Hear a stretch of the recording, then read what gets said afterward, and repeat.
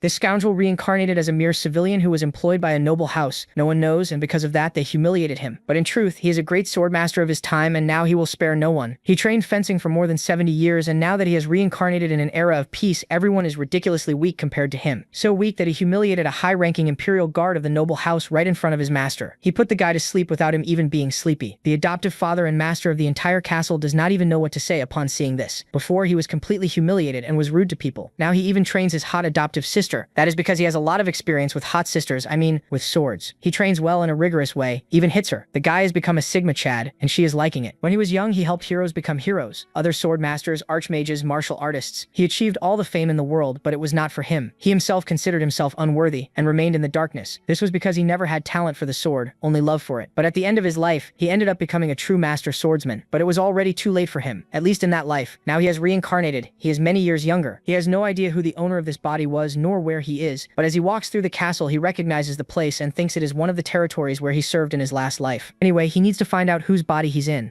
And when he looks to the side, he's surprised. There was a girl there beside him training with her sword. Our hero wonders if that was the Lord's daughter, because he doesn't remember seeing a child like her in his previous life. However, her sword technique is similar to that hero's. To be honest, she seemed quite talented. At the same time, the girl notices our hero staring, calling him Asher. She asks what he's doing standing there while the others are training. Then the boy asks if that is Rapenya's sword technique, because judging by it, she must have trained constantly for at least 4 or 5 years. However, her movement is still a little unstable, telling her to relax and try to slow it down a bit. Right away, the girl throws the sword at the poor guy's head, asking why he's talking so casually and whether he shouldn't show some respect to his master and call her Lady Reika.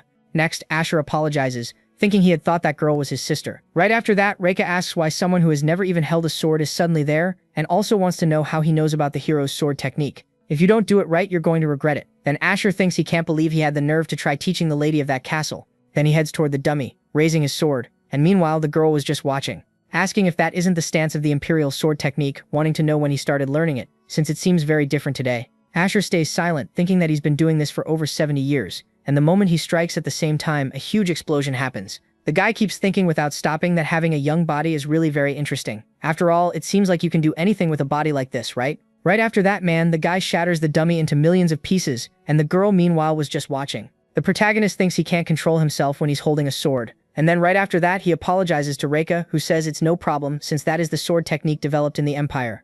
She was still very skeptical, asking how such a common sword technique could possibly reach that level of speed and destructive power. Out of nowhere, she greets our boy, saying he's amazing, and only now had she realized that he has talent like that, asking why he had hidden that ability all this time. To be honest, she thought he was a useless, lazy person, but she was very mistaken. Wow, so it was at this level? Asher gets all embarrassed, and at that very moment, another man appears asking what she was doing with that guy. Just by looking at this dude, you can already tell he's no good. And then he says that since the protagonist is awake, he should go outside and chop firewood, asking how he dares speak to his family so shamelessly like that. He has to remember that he is just a commoner while they are nobles.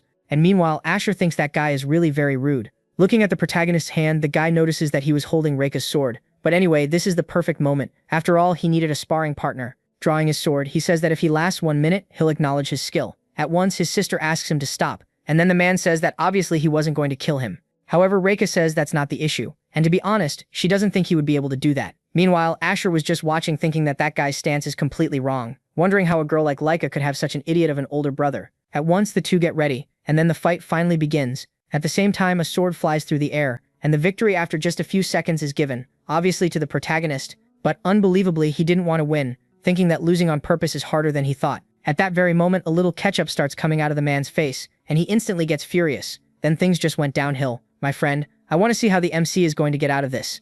The scene then shifts to another part of the castle, with that guy saying Asher should be severely punished, mentioning that a servant employed by the castle dared to injure the master. Besides that, they can no longer tolerate his actions, which dishonor the dignity of the nobility. The old man calls for the MC and asks if what Luke said was true, and Asher seems to know that old man, wondering if he had become a lord. 40 years ago, when he had just been appointed captain of the guard, he remembers visiting the guard with the former lord, and that guy there was much younger. So right then, our boy assumes that at least 20 years have passed since he died. Then Leverok says they had treated Asher like a son all this time, but this time he lost sight of his actions.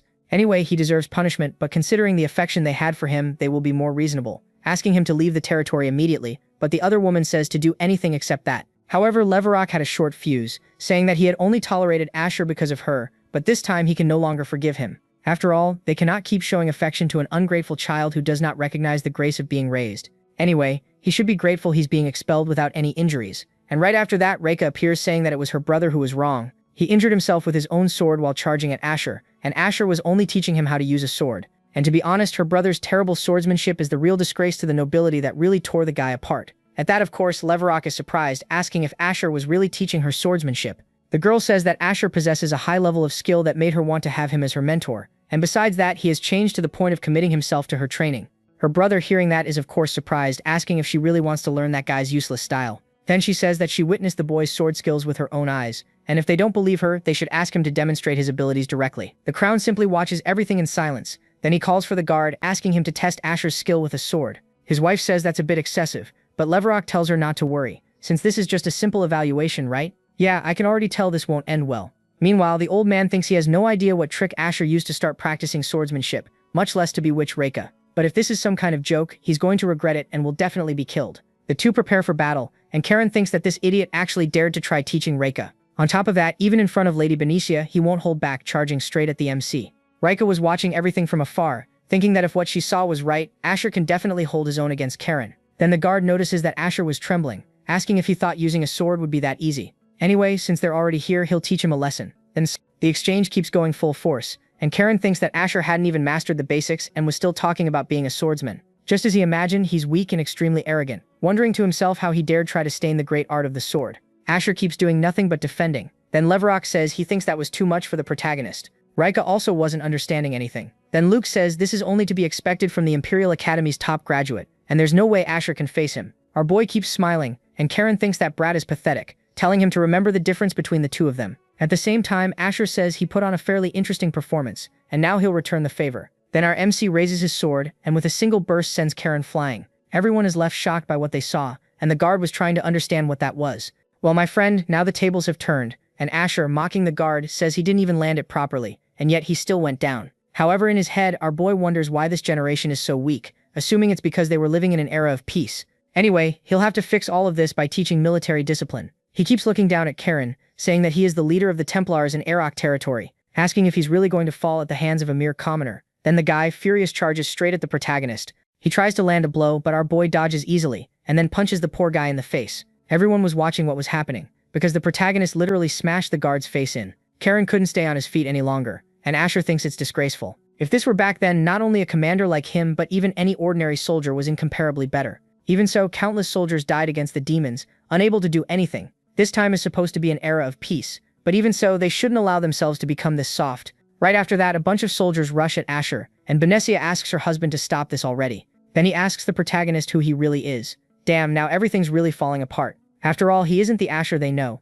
Our boy stays silent for a few seconds, but comes up with an excuse, saying he lost his memory. Yeah, much better than saying he reincarnated. This morning when he woke up, he couldn't remember anything. To be honest, he doesn't know who he is, much less who they are, and all he has left is the memory of his skill with the sword. At first he thought using the sword would help him recover his memories, but he still feels that emptiness in his chest. But anyway, it's clear that he had harmed the chief, and kneeling down, our boy says he accepts any kind of punishment. Everyone falls silent, and a little later inside a room, Asher thinks he needs time to get himself organized. That's why, until everything is settled, he won't leave his room. He stares at his sword. Meanwhile, in the hallway, Reika thinks Asher had changed a lot, and it's as if he had become a completely different person. Little does she know, right? Until yesterday, that boy wasn't like this. After all, he had never held a sword, and his behavior was vulgar. He is his mother's adopted son, and before she and her brother were born, their mother found him abandoned outside the castle. Back then, their mother was depressed because she had no children, so she personally took care of the protagonist. And so ever since the two of them were born, Asher has been family, but their relationship grew worse and worse over time.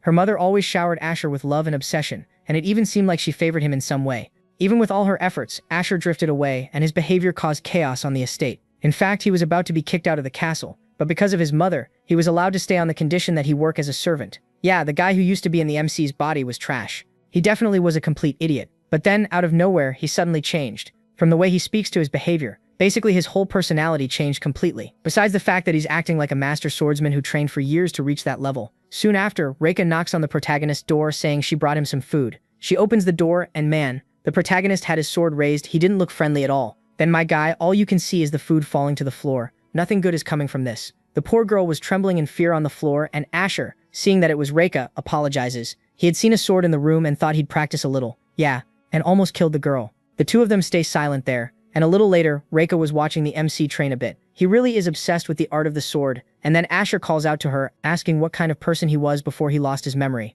After all, anyone he sees in that place doesn't seem to have a very good relationship with him, and hearing that, Reika says he was very different, except for his mother, his family, and even the people in the castle don't like him. Resorting to violence or destroying property were some of the things he did in the past, and hearing that, Asher thinks this body really went too far. Soon after, he asks why Reika is speaking normally with him, if she wasn't at least supposed to despise him too. However, Reika asks why she would do that after all. The way he is now is much better, asking him to take care of her. Whoa, what kind of idea is that? The boy keeps not saying a single word. And soon after, someone knocks on the door asking if they can come in. It was Benicia, and Asher thinks that she is Leverok's wife. Our boy then kneels, asking what he could do for her. But Benicia just takes the boy's face in her hand, saying he doesn't need to treat her like that. Regardless of what happened, she was the one who raised him, asking him to treat her as he always did. At that, Asher says that the Asher she knew is no longer here. But even so, she looks at him with great affection, even though to him she is a complete stranger. At the same time, Benicia hugs the MC, saying she was the one who found him first. When she reached 20 years old, she still didn't have an heir, and then she ended up finding him abandoned outside the castle.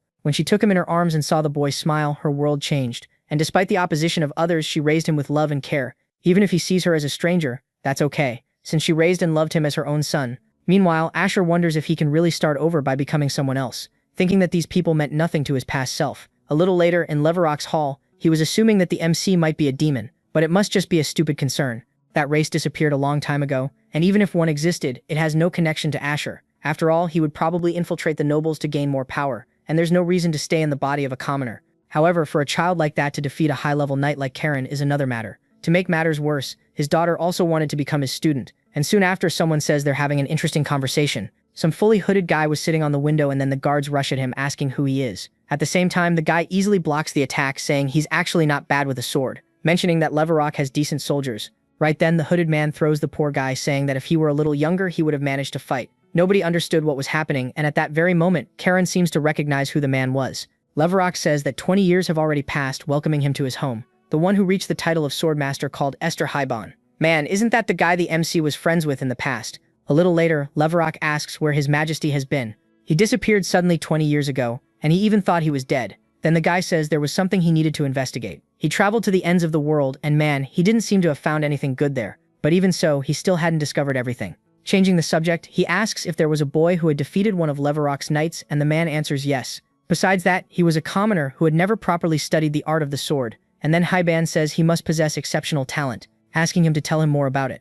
Meanwhile, the protagonist was telling Reika to attack him with all her strength. However, the girl asks why he still hasn't even drawn his sword, but Asher says this isn't about sword skill, it's real combat training, and it starts even before you draw your sword. Either way, you have to come at him with the intent to kill. Reika asked to be his disciple, and he refused because of their difference in status, but her determination was strong enough for her to keep insisting. At the same time, the girl charges at Asher, but he dodges every strike, thinking she certainly has talent and her skills are actually pretty good. But even so, she is still very weak, and her movements are very predictable. Reika falls to the ground, and then Asher extends his hand to help, saying that she is strong, but that only applies to the sword. Before swordsmanship, she has to train her mind and body. After all, real combat is completely different. Either way, she has to abandon this blind faith in sword fighting, because just possessing swordsmanship is not enough to survive in real combat. What she must learn now is how to control her emotions, because she can never lose her calm and composure in front of her opponent. The kid keeps giving instructions, and Reika just watches, thinking that his skill is impeccable. She immediately stands up, and then the training begins.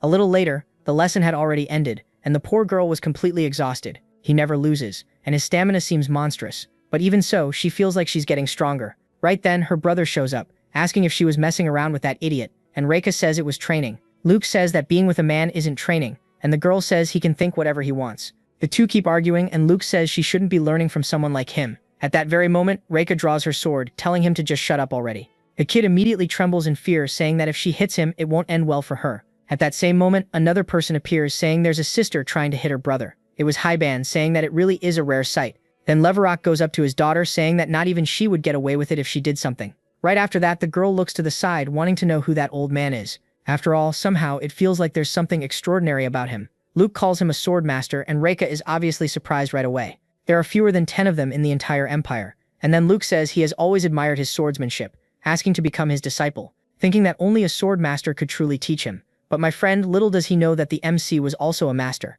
But the poor guy was simply ignored, and Hyban, talking to Reika, says it's a pleasure to meet her, thinking that this girl doesn't feel intimidated in front of him, and looks like she's ready to strike back at any moment, wondering if he should test her. At that very moment, Hyban grabs his sword, and everyone was just watching. Reika, meanwhile, hadn't moved a single muscle, wondering if this old man really is a sword master. At the same time, she remembers the protagonist's lessons saying that keeping your composure in front of any opponent is extremely important. Meanwhile, the guy was drawing his greatsword in front of her. But my friend, the girl was completely determined. Incredibly enough, she manages to block the strike, and Hyban is surprised too, right? Thinking that when he sees new talents, he usually approaches them aggressively to assess their reactions. But normally they run away in fear of his oppressive presence, or simply can't withstand even a light blow. Even so, this young woman stood her ground with a wooden sword, facing his strike, which means she definitely has the determination of a warrior. At that very moment, the two move apart, and the girl charges straight at Hyban. The man simply watches everything in silence, wondering if Reika is from some school called Ravania. He says she is truly impressive, counter-attacking with his sword. Reika finally falls to the ground, and the poor girl can't say a single word. Hyban points his sword at her, and then Leverok asks him to stop all this. But then the man says that unlike his cowardly son, he has a very brave daughter, and that completely crushed Luke. Reipan was about to say something else, but at that very moment, Reika gets up once again, and grabbing her sword, she tries to fight again. Wow, this girl really doesn't give up. At that same moment, the man appears behind the girl, saying that she even managed a counterattack while he was distracted, and that it's impressive. The poor girl didn't understand anything, and Hyban asks if she could take him to her master. Reika says yes, then thinks that guy is definitely not a normal person. A little later, Reika thinks she used all her strength, but he handled her attack as if it were nothing. Besides that, there's also the fact that even her father is being more cautious around that guy. Right after that, Raben asks her if her name is Reika, wanting to know what she felt when she saw that young man's swordsmanship. She answers that she felt like she was fighting a veteran, and the man laughs at her for calling a boy of only 18 that. Then a few minutes later, Raben says it's been a long time since he visited this training ground. He had once trained there with a great friend of his, and Leverok asks where that person is. He answers that, unfortunately, he is no longer alive, and my friend, it's definitely the MC. Meanwhile, the protagonist was training, and then someone calls out to him. It was Reika, and Asher at that very moment is surprised by who else was there too. After all, it was his old friend wondering why he was there. However, he remembers that Hyban had a connection with Leverok. When Leverok was young, he specifically asked Hyban to take care of him. Hyban is happy that the protagonist recognizes him, and with a smile, he immediately starts drawing his sword, and Asher thinks that he's going to see that habit once again. He was always testing new talents, and in any case, it's been quite a long time since the last time he did that. At that very moment, the protagonist draws his sword too, and incredibly enough, it leaves Hyban speechless, thinking that it is flawless swordsmanship. Right then, a flashback appears of him talking with the protagonist, who says that his skill is nothing compared to Hyban's. However, the man says they merely took different paths, suggesting a training match for old time's sake. The two start fighting and seem to share some kind of camaraderie. And returning to the present, Hyban seemed to see that same energy in the protagonist. Little did he know that this guy is the very same one. The guy was still hung up on all of this, and out of nowhere he calls Asher the captain of the guard. Everyone falls silent, and Leverok asks what he had just said, to which he replies that it was nothing. Then he calls out to Asher, asking if he happens to be that guy's disciple. But our boy says he doesn't know what he's talking about, since he doesn't have a master. Hearing that right away, the man takes the opportunity to ask if he wants to become his disciple. What is this? That fast? Leverok is also surprised that a master swordsman wants a disciple, and at that very moment, Reika asks him to wait, saying that even though he's a master swordsman, he still attacks people out of nowhere, asking what kind of behavior that is, and whether he can just go around swinging his sword at anyone, just because he's a master swordsman. Leverok tells his daughter to watch her words, but Hyban says it's fine, mentioning that young people these days don't know who he is. But either way, he'll show them now, and out of nowhere a giant tornado appears. No one understood what was happening, and Asher, watching the situation, thinks that this is the mark of a master swordsman. This is called aura, and at that very moment, Hyban swings his sword. The guy attacks a mountain, and at the same time, a huge explosion happens. We see that the mountain was literally blown away. Taking advantage of the opening, Hyban says that he is a master swordsman, mentioning that talented individuals like them are destined to reach great heights, asking Asher what he thought of that and whether he'll become his disciple. Meanwhile, Reika was just watching that immense power, wondering how powerful she would become if she were that guy's disciple. But soon after, Asher, unbelievably enough, turns down the offer. Everyone is left speechless by that, and a few minutes later, the whole city was happy that the master swordsman had come to their territory. Everyone wanted to see the master swordsman, but some guards were stopping them. Meanwhile, Asher kept training, saying that it's a mess outside the castle, and looking to the side, he asks Hyban if he isn't going there, who replies that he'll stay there for a while, asking if he really won't become his disciple, and Asher says he already said no, thinking that this guy is already glued to him wherever he goes so he can make him his disciple. Anyway, it's ridiculous to become your friend's student. At that, Asher points to Reika, saying it'd be more worthwhile to teach her, but the poor girl didn't seem very happy about that. Hyban says he had already asked her, but the girl refused, mentioning that she already has a master. Well, at least she's loyal. Hearing that, the protagonist is surprised, wondering if she turned down the offer to become a master swordsman's disciple. All that just so she could learn from him. After all, there was no need to go that far, right? A little later, night had already fallen, and Luke was walking through the city. The guy was pissed about what Hyben said, thinking that it's all because of that guy. He has to disappear, and because of him, his life is a complete mess. Man, blaming others really is much easier, huh? At that very moment, something lunges at him, and then my friend, the poor guy gets caught by it. The big monster just lets out a laugh, and a little later the scene shifts to Luke lying on the ground. Getting up, he wonders where he was, and right then someone calls his name. A fully hooded guy appears and says it's a pleasure to meet him. Man, that little guy doesn't look very friendly. Then a day passes, and Reika, mad as hell, says she can't stand that old man, asking whether he shouldn't show more respect, mentioning that Asher isn't intimidated by him either, who thinks it's because he's his friend. And besides that, he had also reached the level of a master swordsman, and then says it wouldn't hurt for her to learn from Hyben, but Reika says she wants to be like him. After all, he's the person she hopes to become one day, and she genuinely acknowledges him as her master. Wow, that was beautifully said just now. So he has to stop putting himself down like that. And then Asher thinks that he has no talent for swordsmanship.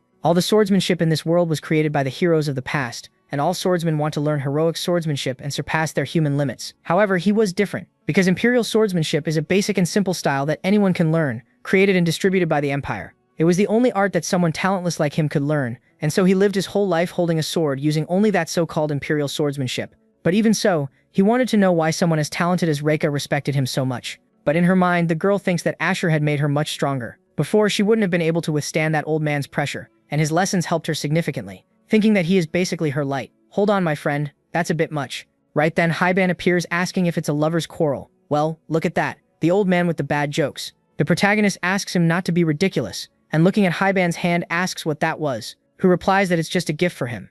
After all, since he doesn't focus on the form of weapons, he can use any kind of sword or equipment. Asher says that's true, thinking that imperial swordsmanship serves to build a foundation. All of that unlike heroic swordsmanship, which is built on superhuman techniques. However, the advantage of imperial swordsmanship is that heroic swordsmanship only applies to swords, while his works with any kind of weapon. Returning to the present, Asher realizes he had received iron gloves.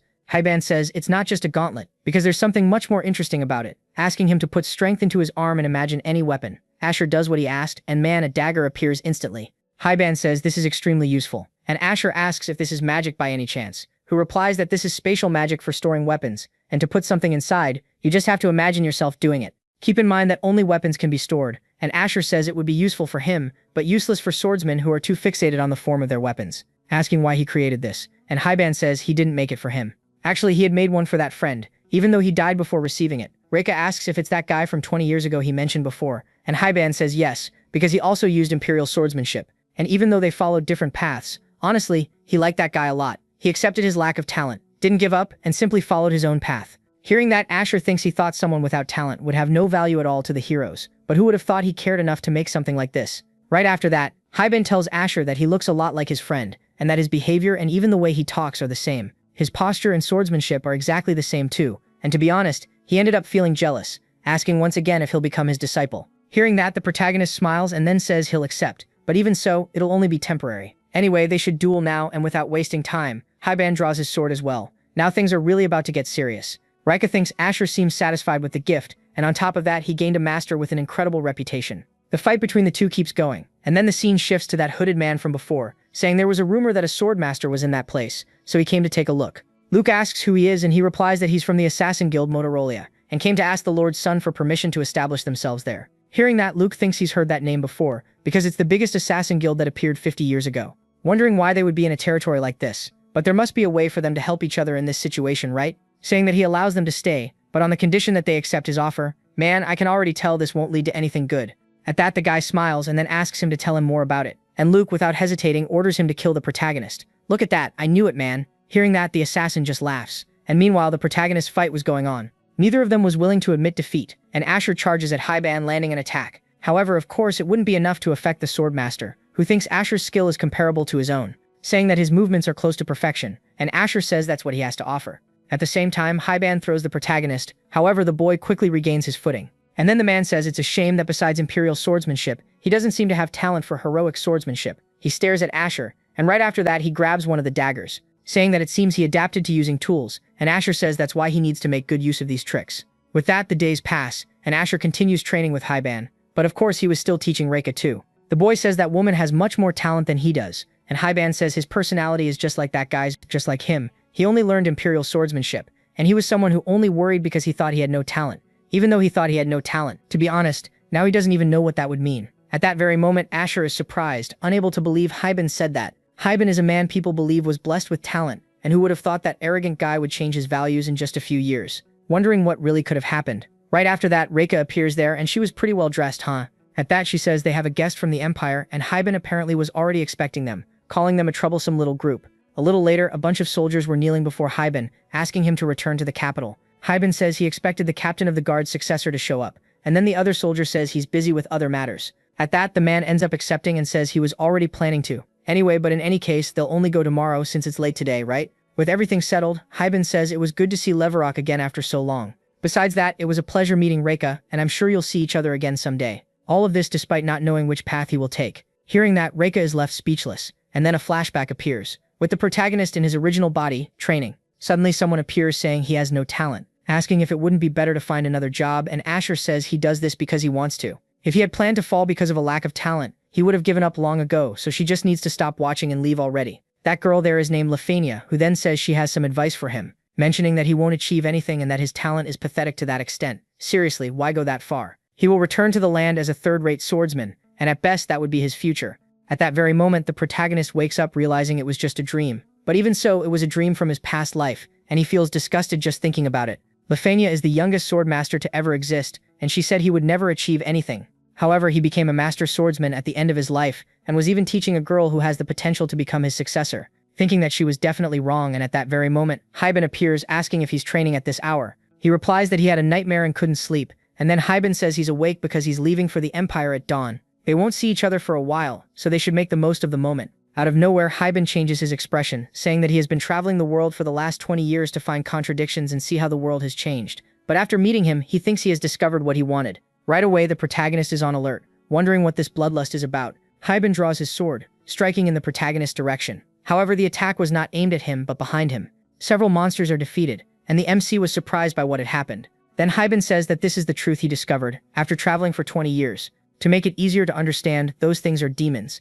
They have been relentlessly pursuing him, lying in wait since before, and Asher asks why they are there. These creatures were supposed to have been banished from the world by the heroes, and Hyben says yes, and the heroes certainly defeated the Demon King. Because of that, all creatures of darkness such as demons and monsters disappeared, and that is the truth known by the world. However, all of that is a complete lie, and those things are still pursuing him. They are probably trying to eliminate him to keep the truth hidden. And Asher says, for now, let's deal with these guys. After all, that's the priority, right? The demons charge at the protagonist, but of course, a monster like that wasn't going to do anything to him. The kid even uses his glove, changing his sword into a spear, using it to wipe out all the demons at once. Meanwhile, Hyben watches everything from afar, thinking that that movement is just as the girl had said. After all, it seems to be the skill of a true veteran. And to be honest, it was as if he were seeing his friend, and this boy is definitely not ordinary, which means he definitely has talent.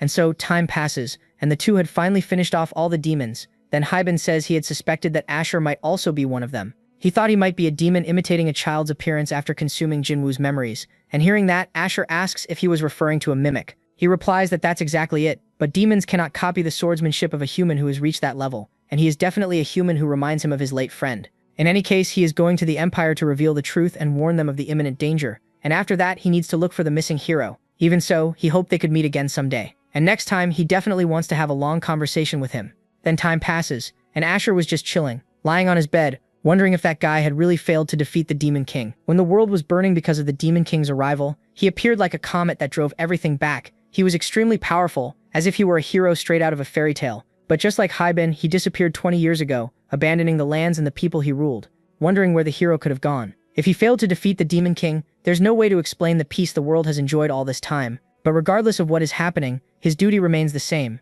Whether he wants to uncover the truth or not, he will still continue to wield his sword. Man, even now I want to know whether he can use the abilities of a swordmaster or not. At that very moment, Luke calls out to the protagonist, and man, I'll be honest, that guy was definitely plotting something.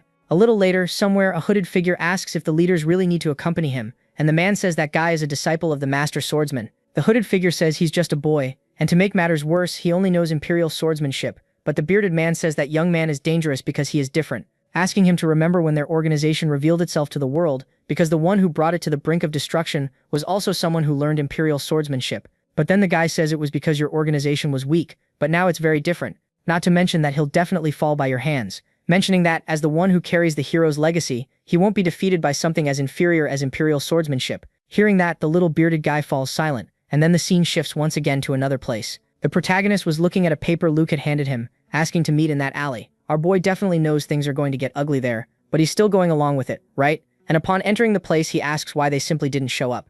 At that very moment, something appears in front of him, and then those hooded figures from before show up. Asher realizes it was Motorola's guild, and asks what business they have with someone as inferior as him. The hooded one beside him is surprised, asking how this brat knew who his group was. The other one immediately confronts Asher, asking if the swordmaster told him about them. But Asher says he already knows enough, thinking that he had faced them in his past life, and back then they had also established themselves in this territory. Basically, he had found them and completely destroyed them. Man, why so much ignorance? Back in the present, that hooded figure says he only came there to dig his own grave. But our boy just gives a smile, and then right away, he draws his sword. The kid took one of them out in a matter of seconds, saying that just like before, they keep yapping even after being mercilessly annihilated by Imperial swordsmanship. The guy asks how he knows that, and Asher replies that it doesn't matter. All of that, since his goal is the only thing on his mind. Anyway, there's only one thing he needs to do, and a few minutes later, the scene shifts elsewhere, with a king saying it's been a long time since he's seen the Empire's child. The funny thing is him calling a bearded guy like Haiben a child, and Haiben replies that it's been over 20 years, and he seemed smart back then, but now he's just an old man carrying the weight of reality. The man says that as always, he shows no respect for the royal family, and the guy, all confident, says he follows the path of the sword, so human authority means nothing to him. Oops, my bad. There, the best thing since sliced bread. Right after that, the king mentions that he heard rumors that the rift was opened and demons appeared, asking what that means. Haiben says the priority is to find the hero, so he needs the Empire's cooperation, but the king says that will be difficult. Haiben is shocked to hear that, and the king says that isn't the only problem, because they're short on manpower. After all, the hero wasn't the only one who disappeared, and Haiben, not understanding anything, asks what he was talking about. Then the scene shifts back to the protagonist battle once again, and the hooded figure says that normally he would kill him now, but he changed his mind. Anyway, he'd better tell him right away how he knows about his past. Asher tells him to try his luck, and right then, one of the hooded figures charges at him. But of course the kid isn't going to get caught off guard, right? Right away, a whole bunch of them rush at our boy, but he manages to dodge all of them, and incredibly enough, he counterattacks with immense ease. The guy over there was just watching from afar, saying that he's using some cheap tricks, asking if this is the desperate effort of a weak human. And meanwhile, Asher thinks that gauntlet is pretty useful, and it seems he didn't notice that he had used spatial magic to create his weapon. Right after that, the hooded figure says Asher will fall before his swordsmanship. At that moment, the protagonist realizes it was the swordsmanship of the Motorola Guild. Thinking that it's a skill that hides its form and travels through the darkness, striking vital points, the guy realizes that Asher already knew this technique, telling the swordmaster's disciple to die by the hands of this great swordsmanship. At that very moment, the guy launches his attack and Asher remained on the defensive. In the middle of that situation, he thinks it's strange because he can't predict any patterns in the attacks. The hooded figure, on the other hand, was completely convinced, and the guy wouldn't stop pressing the offensive. Asher seemed to be having some kind of difficulty, and then he ends up dropping his sword, saying that he seems to be quite talented since it's a difficult swordsmanship to learn, and the guy says he is one of the 13 seats recognized by the master of Motorola. Hearing that, Asher says that title is pathetic, asking why Motorola is after him, and the man questions since when assassins give explanations to their target. However, our quick-witted boy says that since he's going to die anyway, there's no problem granting his last wish. The guy ends up falling for it, saying they came there specifically to kill him. All of that had been decided by some so-called oracle. Changing the subject, he asks if that answer is satisfactory, and Asher says that's more than enough. And right then, man, the kid has now gone on the offensive. The weird-mouthed guy asks what that was, and our boy replies that it's just a cheap trick like he said, right? The scene then shifts somewhere else, and Luke is having a drink, saying that by now that guy must already be dead. The thorn in his side is finally gone, and no matter how skilled the protagonist was, those guys he hired are on another level. But at that very moment, someone says they finally found him. Oh man, Luke had already seen the shit that was about to happen because Asher was alive, and to make matters worse, inside his room, the kid was completely calm, saying he wanted to have a little chat. Luke wants to know why he is there, and Asher asks what he means by that, because it was as if he were saying he shouldn't be there. And right then, Luke wonders if that guy had really defeated the people from the Motorola Guild, which means he probably found out that it was Luke who set up the assassination. Next, the protagonist starts walking toward Luke, who tells him not to come any closer, asking how he dares enter a noble's chambers. But the kid didn't care about that at all, and had already drawn his sword. However, that was only a threat, saying that until now he had ignored his actions. However, this time he had gone too far. But he hopes he won't disturb his peace with such dishonorable acts. Once again, our kid is seriously pissed off. Asher lets go of his sword, and then he starts to leave, saying this is the last time he deals with him and hoping their paths won't cross again to avoid any trouble. However, if that happened one more time, this would be his last warning.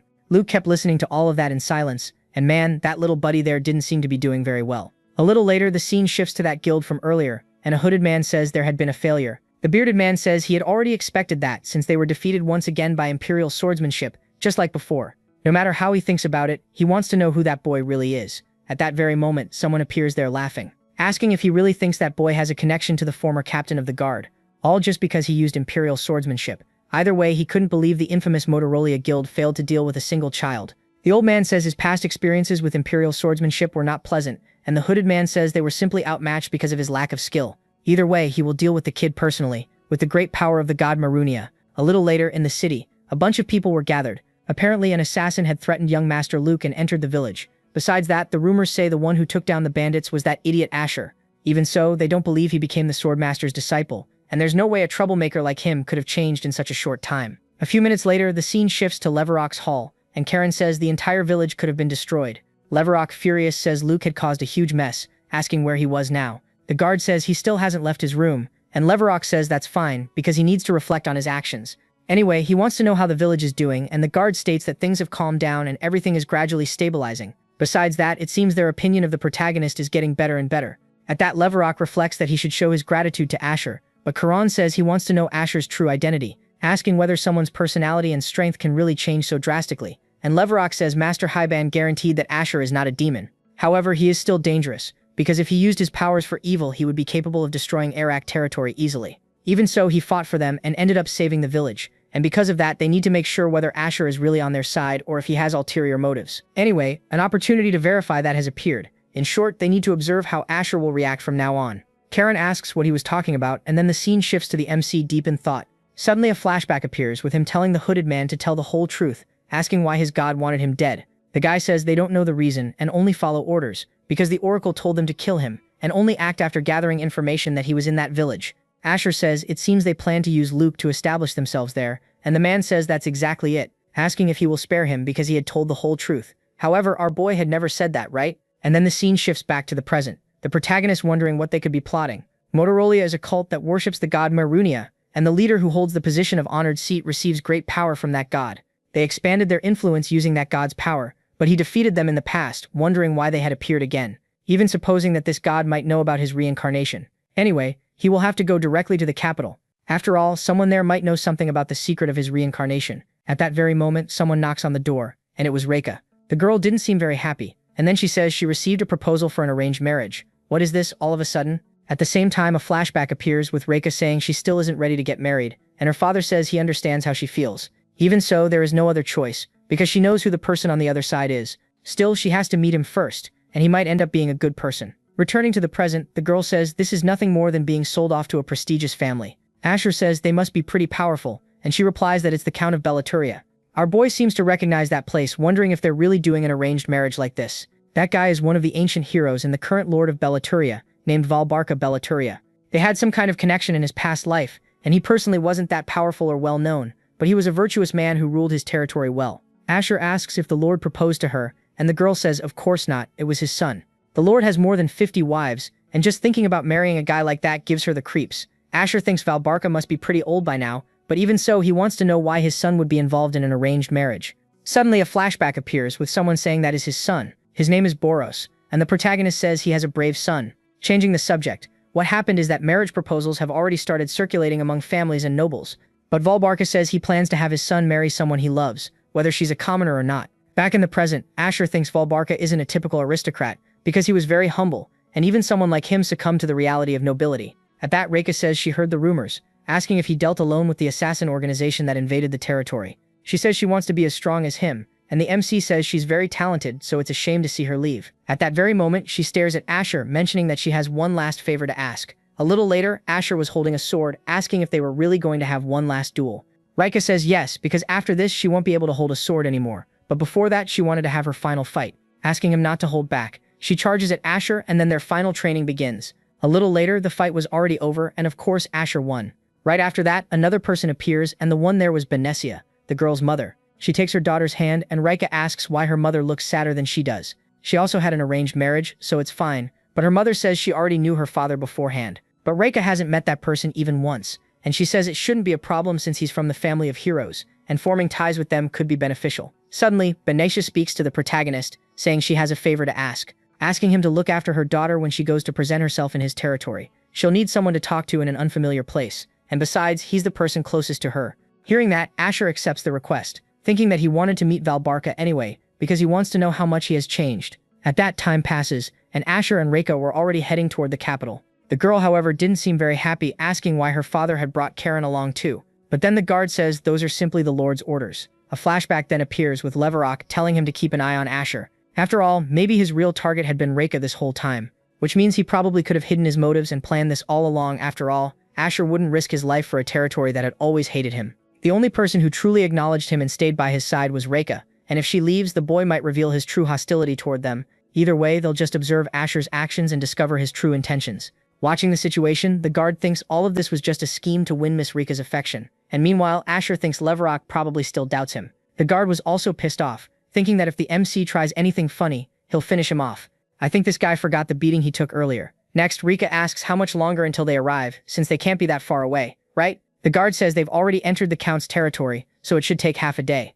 Soon after, Asher says Bellaturia's territory has been isolated from the outside world for 20 years. Reika asks why, and Asher says he doesn't know, so it's surprising that they suddenly suggested an arranged marriage after all this time. But then the girl says it must be nothing serious, though she still wants to know why the Lord is called a hero. Karen says Valbarka was seen as a saint, not an ordinary lord. He was born into a very wealthy family and had the chance to live in luxury. But after witnessing the harshness of the world through his travels, he decided to abandon the life of a noble and become someone who cares for the sick and the weak. The guy was so good that he tore down his castle, sold all his treasures, and used the money to feed the hungry, and helped out on the farms. Man, the guy is awesome. Because of that, the villagers admired him for those actions, and that's how he earned the title of hero. Hearing the whole story, Reika says it isn't easy for a noble to live like that, and he must be a remarkable person. The guard says that's exactly right, and thanks to his influence, Bellaturia became a peaceful place with wonderful people. In any case, it's a place called a paradise, with no bandits or even murders. But suddenly a soldier arrives at the carriage saying that bandits have appeared, and I can already tell nothing good is going to come of this. Right away, Reika says that Karen had said there were no bandits there, but the poor guy didn't know what was going on either. Outside, those men didn't look very friendly, and Asher, getting down from the carriage, says he'll handle it, thinking those damn Motorola guys might have gone there too. He readies his sword, and in that same instant he realizes what was happening. After all, those people didn't look like bandits, right? Everyone there was starving to death, and Asher wonders if they really are bandits. Soon after, Karen appears saying that this is Lord Leverok's carriage, and if they take one more step, there definitely won't be any mercy. However, at the same time, Asher asks him to stop, because those people aren't bandits. They're just starving farmers. So to them, dying of hunger or by the slash of a sword is the same thing. So Asher hands over a bag of money, asking them to buy whatever they need. Man, but wasn't this city supposed to be like some kind of paradise? All the farmers leave giving thanks, and Karen says that money was his, but he still gave it away. But for Asher, it makes no difference since he wasn't planning to use it. Besides, judging by the direction they were heading, it seems they fled from Bellaturia. Karen thinks that's impossible, and Reika asks what happened, but the MC replies that everything is already settled. So the girl goes back to the carriage, indignant that there are bandits at this point in the territory. Not to mention that they attack them, and this world is definitely getting more and more dangerous. Meanwhile, our protagonist was reflecting, wondering what was happening in that kingdom. The scene then finally shifts to Bellaturia territory, and our group had finally arrived. Everyone was looking up, surprised. After all, the castle is pretty huge, right? Reika asks if he hadn't said that Valbarka had destroyed his own castle and was living a life without any luxury at all, but Karen was also speechless at the sight. Suddenly someone welcomes them, saying that she must be Miss Reika along with her companions. Introducing himself, he says his name is Boros Bellaturia, and that it's a pleasure to meet them. Right away, the girl asks if he is her husband, and Boros replies that that is exactly the case. To be honest, it's not what I wanted. And hearing that, everyone is surprised. A little later, Asher was in the carriage, thinking that place had changed a lot. The village is completely ruined, but before, it was a clean place with happy people. Reika asks if this is really Bellaturia territory, and then Boros says that the mood there has been terrible recently. There have been several murders in recent days, so they should try to avoid eye contact with the villagers. Hearing that, everyone is surprised, and a little later they were eating at a table, and Reika says that this place is a false paradise and a nest of bandits. On top of that, they're eating a banquet while the people outside are starving. Soon after, Karen says that this is not the kingdom he had known, and at that same moment, Boros appears asking if they have finished their meal, mentioning that his father wished to see Reika. Karen tries to say something, but the boy mentions that he already knows what it is because this Bellaturia is very different from the one he knew. Anyway, it's better not to keep him waiting too long because his father is nothing but a monster now. Man, he's changed a lot. A few minutes later, everyone was already in the Lord's Hall, and he, introducing himself, says that his name was Valbarka Bellaturia. He heard they are from Iraq territory, and it must have been a long journey to get there. Even so, it doesn't matter because it is a small effort to answer the call of the hero's family. Meanwhile, Asher was watching everything from afar, thinking that Valbarka had changed a lot since the last time. The man kept staring at the girl, asking what her name was, and she replies that her name is Reika. Right away, the guy licks his lips, and Reika already realizes that nothing good is coming. Then, out of nowhere, Valbarka says that she has a lovely name. A little later, Reika was very upset, asking if she was really going to sleep in the Lord's room. Boros asks her not to feel guilty, because it is his father's wish to make her more comfortable. However, to Reika, all of this is very strange. And besides, she wanted to know what that guy was planning with that weird look on his face. A short time later, the scene shifts to the king's hall, where he asks his son if he remembers the story he used to tell him when he was a child. He had said to marry someone you love, but since he was not able to find a suitable wife, he planned to marry him to the daughter of the Iraq family. However, upon seeing the girl, she seemed more suitable as his wife, and he was thinking of giving another one to Boros. Man, this is going way too far. Boros asks what he meant by that, and then his father completely casually says that he is going to make Reika his concubine. A little later, the scene returns to the protagonist with Karen, reflecting on something. The guard asks how a lord could fall into such depravity, and Asher thinks that the Valbarca he remembers was kind and humble, and Belaturia was a beautiful and happy place. But now Valbarca has been consumed by arrogance and greed. As the lord gives himself over to alcohol and pleasure, it's no surprise that the villagers are desperate, and thus begin to steal, wondering whether this really is the person he had known in the past. At that very moment, someone knocked on the door, and the one standing there was Boros,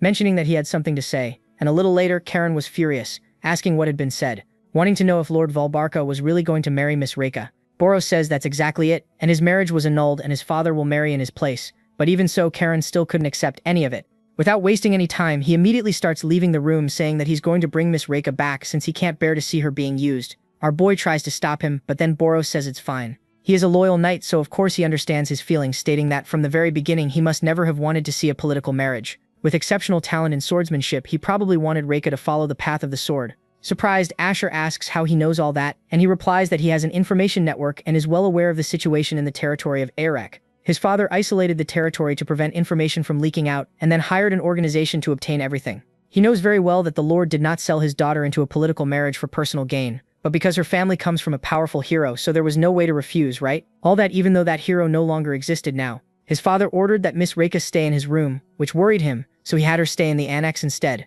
In addition, he secretly opened the back door, asking that at dawn they take the girl and leave the territory immediately. As for the rest, there's no need to worry, because he will try to find a way to persuade his father. Hearing that, our boy was still processing everything, asking if he could know what had happened during all this time. And then Boros says that his father changed around 20 years ago. He began brutally exploiting the residents, taking all their resources, using them to build a palace, neglecting the people's suffering, all while the people were starving, and his father drowned himself in pleasure in the castle, completely ignoring the territory. At that, Asher says there was a time when that man was called a saint for loving the territory and its residents, and hearing that, Boros just lets out a laugh, mentioning that in the past his father always told him something, that he would marry someone he loved. But 5 years ago, when he fell in love with a woman and brought her to introduce her to his father, something unexpected happened. She was a commoner, but still a good person. Anyway, the next day, the woman he loved was already dead, killed by his own father for feeling lust toward a noble. Just telling the story was already making the poor guy furious, asking if that is something a saint would do. Then Asher says that he gave him his trust, and because of that he will give him his loyalty. Boros asks what he means, but then when he looks to the side, the protagonist had already left. The scene then returns to the Lord, who continued, as always, drinking. He was already thinking about going to the room where Reika is. However, at that moment, our boy appears. He says that the Valbarca he knew barely drank alcohol, especially an expensive wine like that, because he refused it even when it was personally offered. Valbarca asks who he thinks he is, and then Asher asks the guy to say what the Oath of Belaturia is. Hearing that, the man doesn't seem to understand what the protagonist was talking about. At that moment, he realizes that he was not the real Valbarca. Without wasting any time, Asher draws his sword and charges at the Lord. Then, my friend, all you can see is blood spraying through the air, and at the same time the scene shifts to outside the castle. Reika asks where they are going, and the guard says they need to leave immediately, mentioning that surely nothing good is coming. That greedy lord had his eyes on her, and hearing that, the girl is obviously shocked on the spot. A little later, the two were already in the carriage, but at that very moment the soldier beside them says there are intruders in the castle, and the lord is being attacked. No one understood what was happening there, and the scene goes inside the castle. Then after they enter the lord's room, man, you already know what happened, right? Everyone saw the MC killing the lord, who was already crying on the floor. Boros even calls out his father's name, but then the protagonist says that wasn't his real father, but rather a creature that infiltrates human bodies by copying their appearance. To make it easier to understand, it was a demon. And after that, Boros questions whether he means it's a doppelganger. If that's the case, he's completely mistaken, asking if he thinks he's stupid enough not to be able to tell the difference between a human and a demon. If his father had been attacked by a doppelganger, he would have lost all his memories and wouldn't even have been able to recognize him, and probably would have attacked him. But his memory was perfect, and he still remembers absolutely everything. The only thing that changed over time was his personality, and even if he was a monster, he was still his father. He honestly thought that at some point he might change, but it's all over now, asking what right Asher had to do this to him. Wow, things are heating up. Let's see. Asher remains silent, and at the same time Boros orders them to attack him. However, at that very moment everyone hears a laugh. Valbarka was actually a demon, saying that he had been found out. They're all idiots, and completely out of nowhere the creature fully materializes. Everyone was watching what was happening, and poor Boros was still trying to process everything, wondering if that really was an actual doppelganger. The scene cuts back to the guard running through the castle corridor, wondering what the protagonist had done. Out of nowhere, a bunch of soldiers go flying, and then that demon charges at Boros. As casually as can be, he says it was very fun killing your beloved father, along with your wife. Karen then joins the fight to defend the boy, charging at the demon with his sword. But unfortunately it wasn't enough. He keeps unleashing a series of attacks, and the monster says he's actually pretty skilled for a human. But this little game is about to end, because there's no time to waste on him there, right? The two poor guys are thrown into the wall, and the demon, looking back, asks the protagonist how he dared to uncover his true identity. The MC says it was because of the Belaturia oath, since Valbarka always carried it in his heart and always spoke about it. Besides that, this guy had great faith in his people, and on top of that, he always used a phrase that was his very essence, asking how someone could talk about Valbarka without knowing that. Right after that, the demon says he didn't know there was something like that, and to fulfill his role as efficiently as possible, he studied a lot about how he should act. For 20 years, no one discovered his identity, but out of everyone, a brat like him figured it out in a single minute. Before killing him, he wanted to know something, asking who the boy really is. Who completely calmly says that he is literally a master swordsman. Just as he had said, his clan was wiped off the map, which, to be honest, was done by a human who was the master swordsman. He thought he had killed them all before, but it seems one still remained. Huh? Hearing that, the demon realizes who he was dealing with, but by then it was already too late, and the bastard kicked the bucket. On the other side, Boros was lying on the ground, and Asher asks if he was awake. The boy lifts his face, unable to believe that really was a doppelganger. He stares once more, and the protagonist helping the boy says that it had caught him by surprise. It seems this thing wanted revenge for something from the past, and Boros, looking at the protagonist, wonders how he knew all of this. At that very moment, Recap appears at the scene, and with her several soldiers also show up to help. And so one day passes, and the MC was looking at a gravestone that was probably the real Valbarka's. Boros also appears there, saying they built a tomb for his father. They recovered his body and established a memorial in his honor, even if it was late. Asher says he's sorry for his loss, but the boy says it's okay. His heart was broken, but he had been deceived by a demon without realizing it wasn't his father. Thanks to him, they managed to save the territory. And Asher asks what will happen to the kingdom of Belaturia now, and he replies that he will be in charge from now on, and that he needs to rebuild the houses that were attacked by demons, but he will never be as good a lord as his father. Hearing that, Asher remembers Valbarka saying that as a lord he is nothing, and that place only exists because of the people. To be honest, he is not in command and merely supports them, and that is how true nobility should be. At least those are the words he keeps in his heart, and the words he tells himself every day. Man, this guy is a good person. And that right there is the so-called Belaturia oath. Next, Boros says that the protagonist had used the oath to expose the demon's weakness. However, this is a secret shared only among family and close friends, so he wanted to know how he knows about it, and besides that, how he is so well informed about demons. Asher realizes that his existence was becoming more and more suspicious, and a few minutes later, the scene returns to the Lord's castle. Karen says that a demon known as a doppelganger was imitating human beings by stealing their bodies, which means Lord Valbarka was being imitated by one as well. All of this was the work of a filthy demon, and hearing that, Recap asks him not to worry, because the marriage was cancelled. It was annulled because the demons arranged it against her will, and besides that, she will also leave that place as soon as possible. Going back to Boros, Asher makes up an excuse, saying he knew all of this because he is the master swordsman's apprentice, and that actually makes sense. He was a close friend of his father, and if he really is his apprentice, the boy could trust him. At that very moment, Boros kneels, saying that he is a great man and saved the kingdom of Belaturia. Right then, our boy is surprised. After all, a noble was bowing to a commoner, right? The boy in turn gives thanks, saying that if he has any request, he will do his best to fulfill it, all for the name of Belaturia. And after that, Asher smiles, thanking him in his thoughts, stating that he definitely inherited his family's humility and will surely become a great lord. A little later, the scene shifts to Leverok's castle, who cannot believe that the Lord of Belaturia was a doppelganger, assuming that was exactly what Hyben meant earlier. He was right about a global crisis, and his words came true first with the Motorola gang and then with the demons, and to be honest, he's afraid of what's coming next. Either way, they can't let their guard down. Even so, once again, Asher saved them and is slowly becoming a hero, which means it's about time to change your opinion of him. Wow, finally. Huh, he probably doesn't need to be so cautious anymore. And meanwhile, our boy was listening to everything through the door, wondering if Leverok will finally trust him. Honestly, he hopes Leverok doesn't suspect him anymore, since he's not interested in him after all, much less in staying in this place. So look at that, the MC wants to leave. After all, he's got a lot of work to do, right? Out of nowhere, the boy sensed a presence, telling them to show themselves now, and unbelievably enough, someone appears. The guy there said he heard his whole story, calling the protagonist a master swordsman. There is an intelligence organization called Topic, and when Belaturia was surrounded by demons, Lord Boros secretly sent the intelligence organization to maintain communication with the outside world.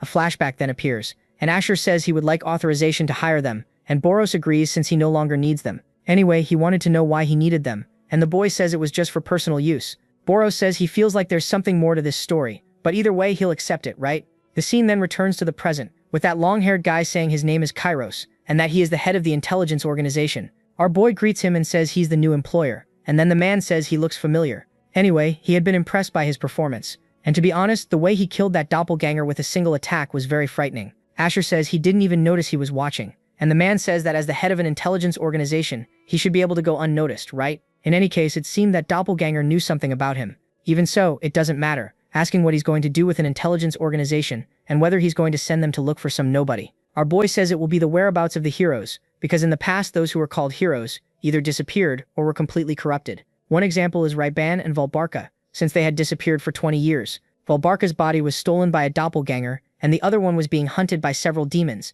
Now that the demons have returned, the world is in danger, but they have no idea where the other heroes are, especially the one who defeated the Demon King and banished all demons from the world. Anyway, they're going to focus on the whereabouts of someone called Valorant. Hearing that, Kairos is surprised, saying he didn't think he would take this case. Then Asher asks if that's too much for a small intelligence organization like his. But then, my friend hit the guy's pride, and he says that of course that's not true, because there isn't a single piece of information in the world they can't find. And with everything settled, the guy, without wasting any time, is already going to do his job. A little later, Cairo was pissed off, saying his pride made him accept the offer, but he has no idea how to find information like that. He'll have to start with the capital. And looking to the side, he comes across the protagonist, calling him conceited. Anyway, he's quite an interesting person, and he'll definitely be hard to deal with. The scene changes to another place, with a villager asking if he heard the rumors, since Belaturia opened its borders. This is good for merchants, since there are more territories to trade with. And the other man asks why they had been closed for so long. The blondie says he thinks it was because of demons, but then the old man beside him says that doesn't make sense. Demons are a lie and died more than 50 years ago. In any case, there's no way demons could appear for no reason. They were horrible monsters and a lot of people died back then. The same goes for him, because he was almost trampled while fleeing with his mother. However, at that moment, someone appeared to save him. When he was just a little boy, he could only watch because the ones standing before him were the heroes. He only saw them that one time, but even so, he still clearly remembers all their faces.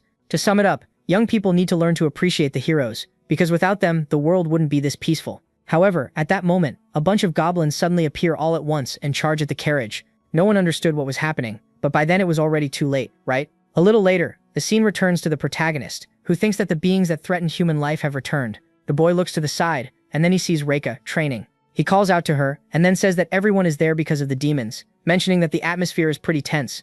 Reika says she had only seen demons in books, and hearing that, Asher thinks that's true, assuming that people of this era don't know much about demons, and that creates much greater suspense. At that very moment, everyone hears a scream, and then a villager appears, badly injured. The poor guy was begging for help, claiming that demons came out of the forest and attacked his carriage. Hearing that, our boy was still trying to process everything, and then the scene shifts to the carriage that had already been completely wrecked. Asher thinks this isn't the work of bandits, much less those footprints. He keeps analyzing all the evidence, and right after that, Reika finds someone unconscious, and asks if he's alright. The old man still seemed to be alive, and Reika asks the guards to help him. The man finally opened up, saying they had been attacked by goblins. Asher thinks that, as expected, they had appeared. Monsters are extraterrestrial creatures of various races, and they were hostile and also a threat to humans. But just like the demons, they had all disappeared, making him wonder why they had returned. A little later, the old man had already been treated, saying that he is a merchant and was returning from a nearby estate loaded with goods.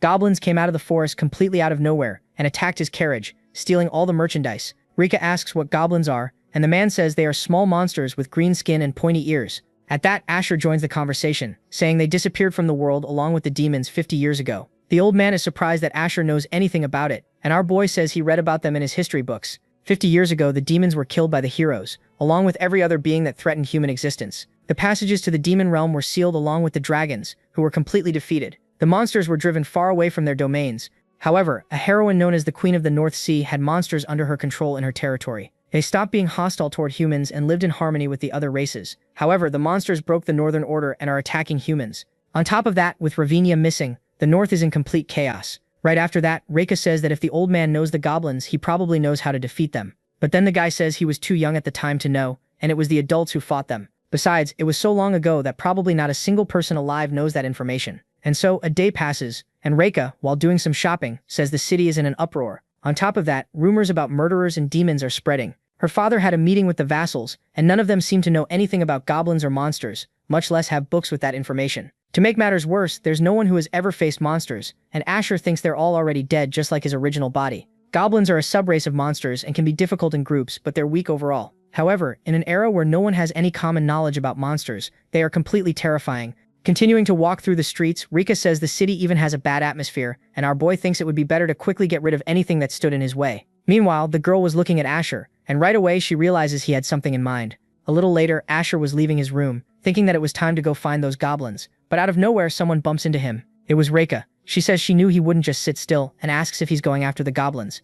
Either way, she's going with him, but then Asher says it's too dangerous. Besides, if the Lord finds out, he'll be furious, and Rika says it would set a bad example for the village if he found out Asher fought. Besides, they can't go through the front gate right now. The guards are keeping a heavy watch, so they're going to use a secret passage, she knows. With everything settled, a few minutes later, the two were leaving the castle. Rika asks if he knows where those goblins are, and the boy says they're going to the carriage that had been attacked. To make it easy to understand, they'll find their lair if they follow their footprints. Without wasting time, our boy starts running right away, and meanwhile, the boy had a bunch of monsters watching them. I can already tell this isn't going to end well. And to make matters worse, there's a goblin that seems very different from the others. Arriving at the place, Rika asks if they could go a little slower, and the protagonist says they're almost there, finding the fortress. He says that goblins love damp places, and a fortress in a place like that is actually pretty common. At that very moment, he notices something, and then the two of them crouch down. There were some goblins standing guard, and Asher says there's no need to be afraid. Either way, they should get rid of those two before anything else. At that very moment, the kid charges at the goblin, taking it down in a matter of seconds. The other one appears behind him. But of course, our boy wasn't going to be defeated by it, right? Driving his sword into the goblin, he notices that the monster was still breathing. At that, he calls Rika, mentioning that she's the one who's going to kill that goblin. This is practice for real combat, because she needs to know what it feels like to take a life. And with no other choice, the girl grabs the dagger, starting to face the monster in front of her. She didn't seem very happy about doing that, but either way, she does what has to be done, right? The scene then shifts to the lair of those goblins, and Asher says they are savage, and on top of that, terrible fighters. But even so, they are very aggressive and extremely dangerous in groups. Then the girl says they are a threat to her territory, and that's why they must not be left unpunished. Observing the situation, our boy thinks that she shows no signs of shock after killing her first monster, which means she has a strong spirit. Then she immediately draws her sword, asking if she's going to finish them all off, but Asher tells her to wait there. After all, it's almost time for the goblins to go to sleep, and they'll go into their huts and won't come out during the night, because goblins are known for their short but deep sleep. In short, he's going to use this opportunity to move through their blind spots. Hearing that, the girl thinks he knows a lot and has maybe already faced some goblins. A little later, only one goblin was standing guard, and at that very moment, our boy appears behind him. Without wasting any time, he draws his sword, and immediately finishes off the monster. Entering the hut, he notices everyone was asleep. So then, my friend, you already know what's going to happen, right? Asher thinks he knows it's cruel, but even so, they are still a danger to humanity. With everything settled, the first hut had already been cleared, and now there are only two left. But when he looks to the side, he notices a hut that was very different from the others. It seems to have been built by a human, and he wonders if that one belongs to the leader. Goblins are barbarians, so they don't have the technology to build a house like that, much less the intelligence to understand hierarchies. To make it easier to understand, they're just low-level monsters driven only by instinct. Either way, he needs to get rid of this first. And in the best-case scenario, it's just an abandoned house. But at that very moment, he hears a noise, and man, out of nowhere, a huge trap comes flying toward him. Our boy is shocked, wondering if the goblins were the ones who set this trap. Meanwhile, on the other side, Rika was still waiting for our boy, thinking she should have followed him earlier. Just then, she hears a noise, and then, as usual, some goblins appear. The poor girl was almost going into shock, trying to calm herself down, thinking they're just a few goblins. Either way, she should be able to beat him on her own. Then she draws her sword, already taking a fighting stance. However, someone tells the goblins to back away, mentioning that she is a human. That goblin there is very different, because he looks like a human. And looking at that situation, Rika didn't know what to do, wondering why that goblin was so big, and to make matters worse, could even talk. The monster keeps observing the girl, and then tells her to come at him. She remains in her defensive stance, asking if he really is a goblin. He replies that yes, he is, and that he is their leader, and just like her, he is a warrior training in the path of martial arts. Hearing that, Rika immediately thinks that this isn't just any goblin, but rather a monster with the body and intelligence of a human. Suddenly, the creature starts laughing, asking since when race mattered when it comes to martial arts. Anyway, they should stop this pointless chatter already, and drawing his spear, he tells her to fight already. But Rika, full of confidence, says he's no match for her, advancing toward the monster. Meanwhile, in the goblin's den, the protagonist seemed to be injured. He managed to stop the trap, but even so, he had let his guard down. Man, a whole bunch of goblins were staring at our boy, and he tells them all to come at him at once. What is this, feeling confident, huh? In the middle of that situation, he immediately activates his gloves ability, thinking he needs to get through them first. Everyone charges at him, and our boy summons a giant spear. The guy really knows what he's doing, and even though it's not a sword, he can still use it masterfully. Even so, he was having some kind of difficulty, thinking that the monsters just keep appearing. The scene then returns to Reika's battle, and the goblin says that she's actually not bad. Reika was still processing what was happening, asking why a monster was judging a human.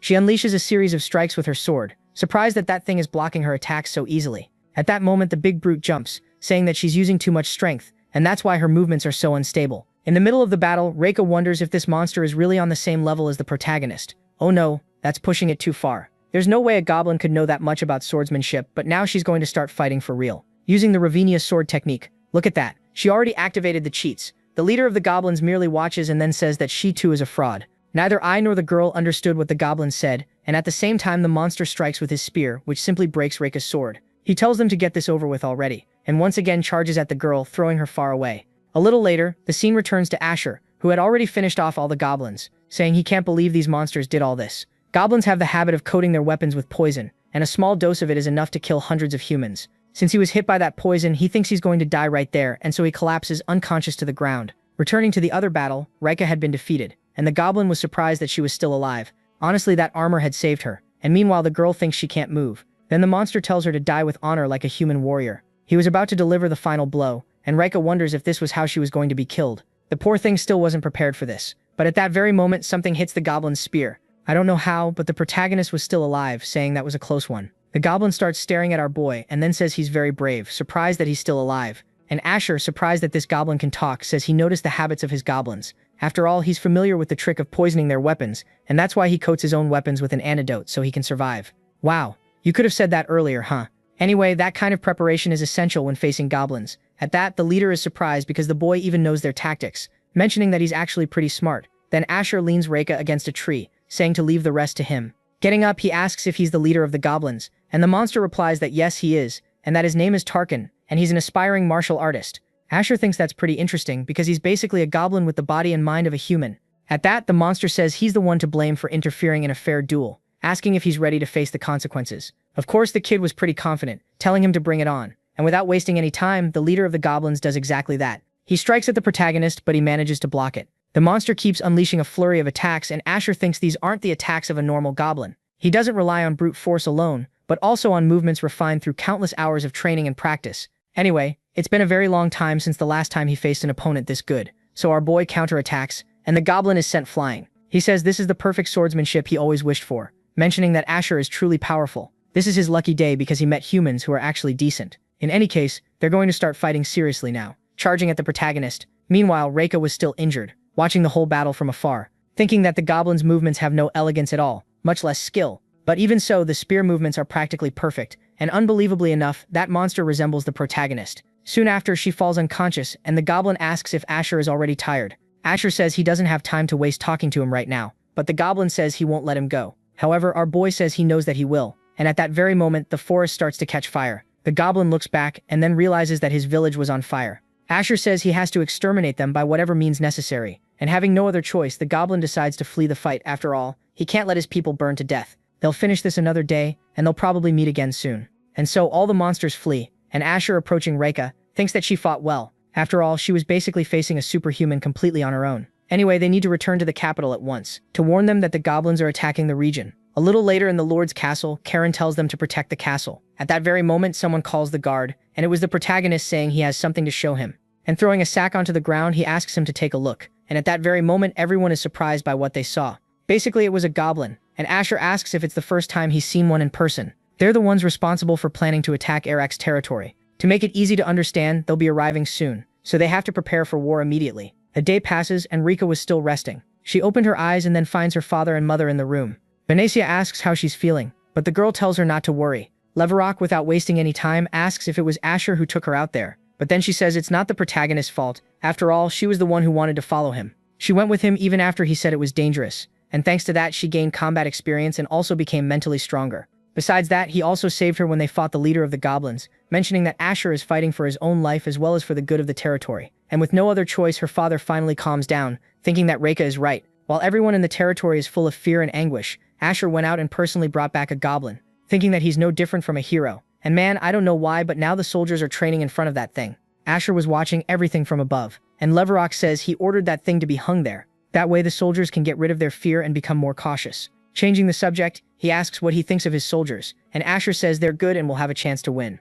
Then the man thanks him from the bottom of his heart as the Lord of Eric. Hearing that, our boy is surprised, wondering if he's earned Lord Leverock's trust, saying he's giving him too much credit. Besides that, he wanted to talk about his daughter. But then Leverock says that she went to the training grounds to practice as soon as she woke up. She could live a comfortable life, but even so, she still wants to make all this effort. At that, the two go talk to Reika, and her father asks if she's okay. He replies that he can handle it just fine. Leverock says that she's just as troublesome as her brother, and she says it's disappointing to be compared to Luke. He's an idiot who's always hiding in his own room, and she definitely has to become stronger in his place. Our boy was just listening to the conversation, wondering if he had been traumatized after that day. Either way, they have to help him come back to reality. Right then, the lady asks Asher if his arm was hurt. He replies that it's fine, and that he had only been injured by goblin poison. Rika says it's alright since he recovered right away because he had already been prepared. Asher says that goblins have a habit of coating their weapons with lethal poison, so they need to be ready for that. After all, they'll win if they have armor and medicine prepared. However, the current problem is the goblin leader, who possesses human-like physical and martial abilities,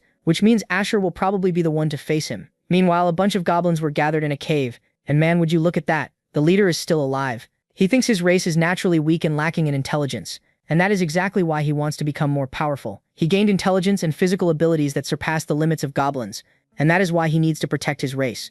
At that very moment, a voice begins echoing in his head, ordering him to kill the humans. To the goblin, that is a curse, wondering why he has to suffer just to gain intelligence.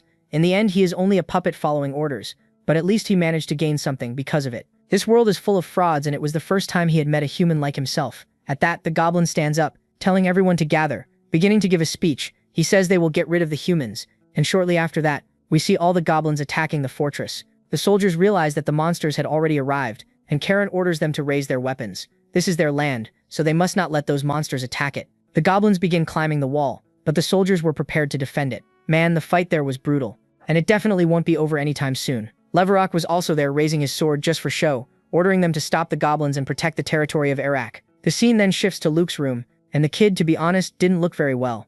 At that very moment, Asher appears in his room, telling him to pull himself together already, because everyone inside the castle is fighting the goblins right now. But the poor guy is in shock and says he can't do anything, asking how he could possibly help in the fight. He isn't strong like him and Reika. Besides, he's nothing but useless, and will only be the successor of Iraq's territory on paper. Man, this guy has changed a lot. Looking at that, Asher thinks his self-esteem has hit rock bottom, but he needs to find a way to strengthen his heart. And tossing him his sword, the protagonist tells Luke to catch it, asking if he's going to keep doing nothing even if the land burns and the people die, wanting to know how a coward like him could ever become the Lord. He is the one who will become the Lord of this land, so he has to fulfill his duty. At that, the kid keeps staring at the sword, and then, he finally regains his determination. Without wasting any time, he leaves his room, and meanwhile the soldiers kept fighting in the battle.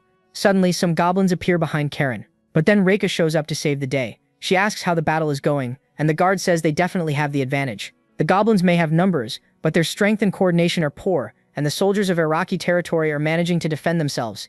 Either way, he is sure they will come out victorious. Meanwhile, the girl thinks they still have a long road ahead. After all, the real danger is yet to come. Speak of the devil, that damned goblin appears, saying that as expected, it's impossible to let those guys take the castle on their own. Either way, his brothers did a great job, and now they should let him move forward. On the other side of the battle, the soldiers were wondering if it was all over, but Karen tells them to stay alert and help the wounded. However, at that very moment, that same goblin from before appears, saying that they had let their guard down. He attacks several soldiers, and right away Reika realizes that he was the leader of the goblins. No one understood what was happening, and Karen orders everyone to attack. However, Reika tells them not to do it, because that bastard is different. But it was already too late to call off the attack, and the soldiers charge toward the monster, who says he doesn't have time to play with them. After all, they are all frauds. In a matter of seconds, the goblin defeats a huge number of soldiers, and Karen couldn't believe what he had seen. The goblin starts walking calmly, asking if she isn't the woman he saw in the forest, and if the one by her side is the leader of those weaklings. But it's a shame, because he has no business with frauds like them,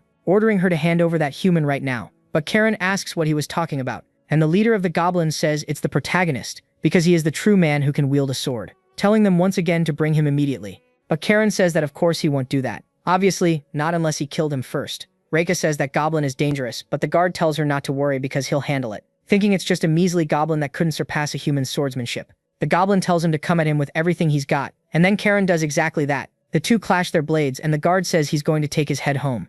Reika was watching everything from afar, thinking that Karen is a high-level swordsman, even recognized within the Empire. But the monster acts as if it were fighting an inexperienced child. The goblin says he has the qualities of a warrior, but even so, it's still not enough. The guard can't believe what just happened, and in the very next instant he's thrown back. Part of his armor is destroyed, and the goblin completely immobilizes him, saying that he's also a fraud who relies on tricks.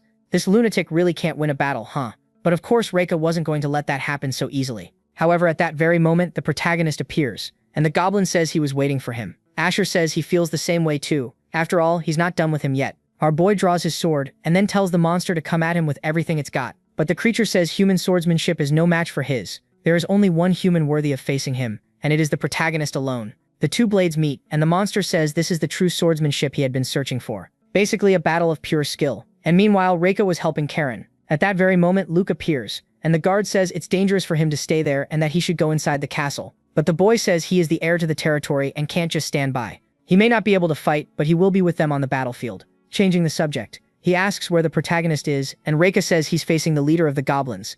The goblin says it's a lot of fun to fight someone seriously without any kind of deception. Taking that chance, Asher says he wanted to ask something, wanting to know what he means by deception, and the goblin says it's human swordsmanship. Humans honor heroes with false power, asking how the swordsmanship of such beings could be real. At that moment, our boy is shocked, wondering if their swordsmanship, which is said to be beyond human strength, is really genuine. The monster then says he is different, because he managed to reach the purest form of swordsmanship. Besides that, he is the only person there worth facing. At that very moment, he charges at Asher, who is still thinking that he doesn't understand. To sum it up, heroic swordsmanship is not real, but imperial swordsmanship is. He gives a smile, but then thinks that obviously isn't true. And while holding the monster's spear, he says he can tell that he's quite intelligent. But he shouldn't judge human swordsmanship by thinking swordsmanship should transcend limitations. The heroes save the world using that power, and no human can reach a level greater than the heroes. To be honest, not even he is a true swordsman yet, because he died as soon as he reached the level he had desired his whole life. In short, he's just an old swordsman who only knows imperial sword technique, saying that for a barbaric race like his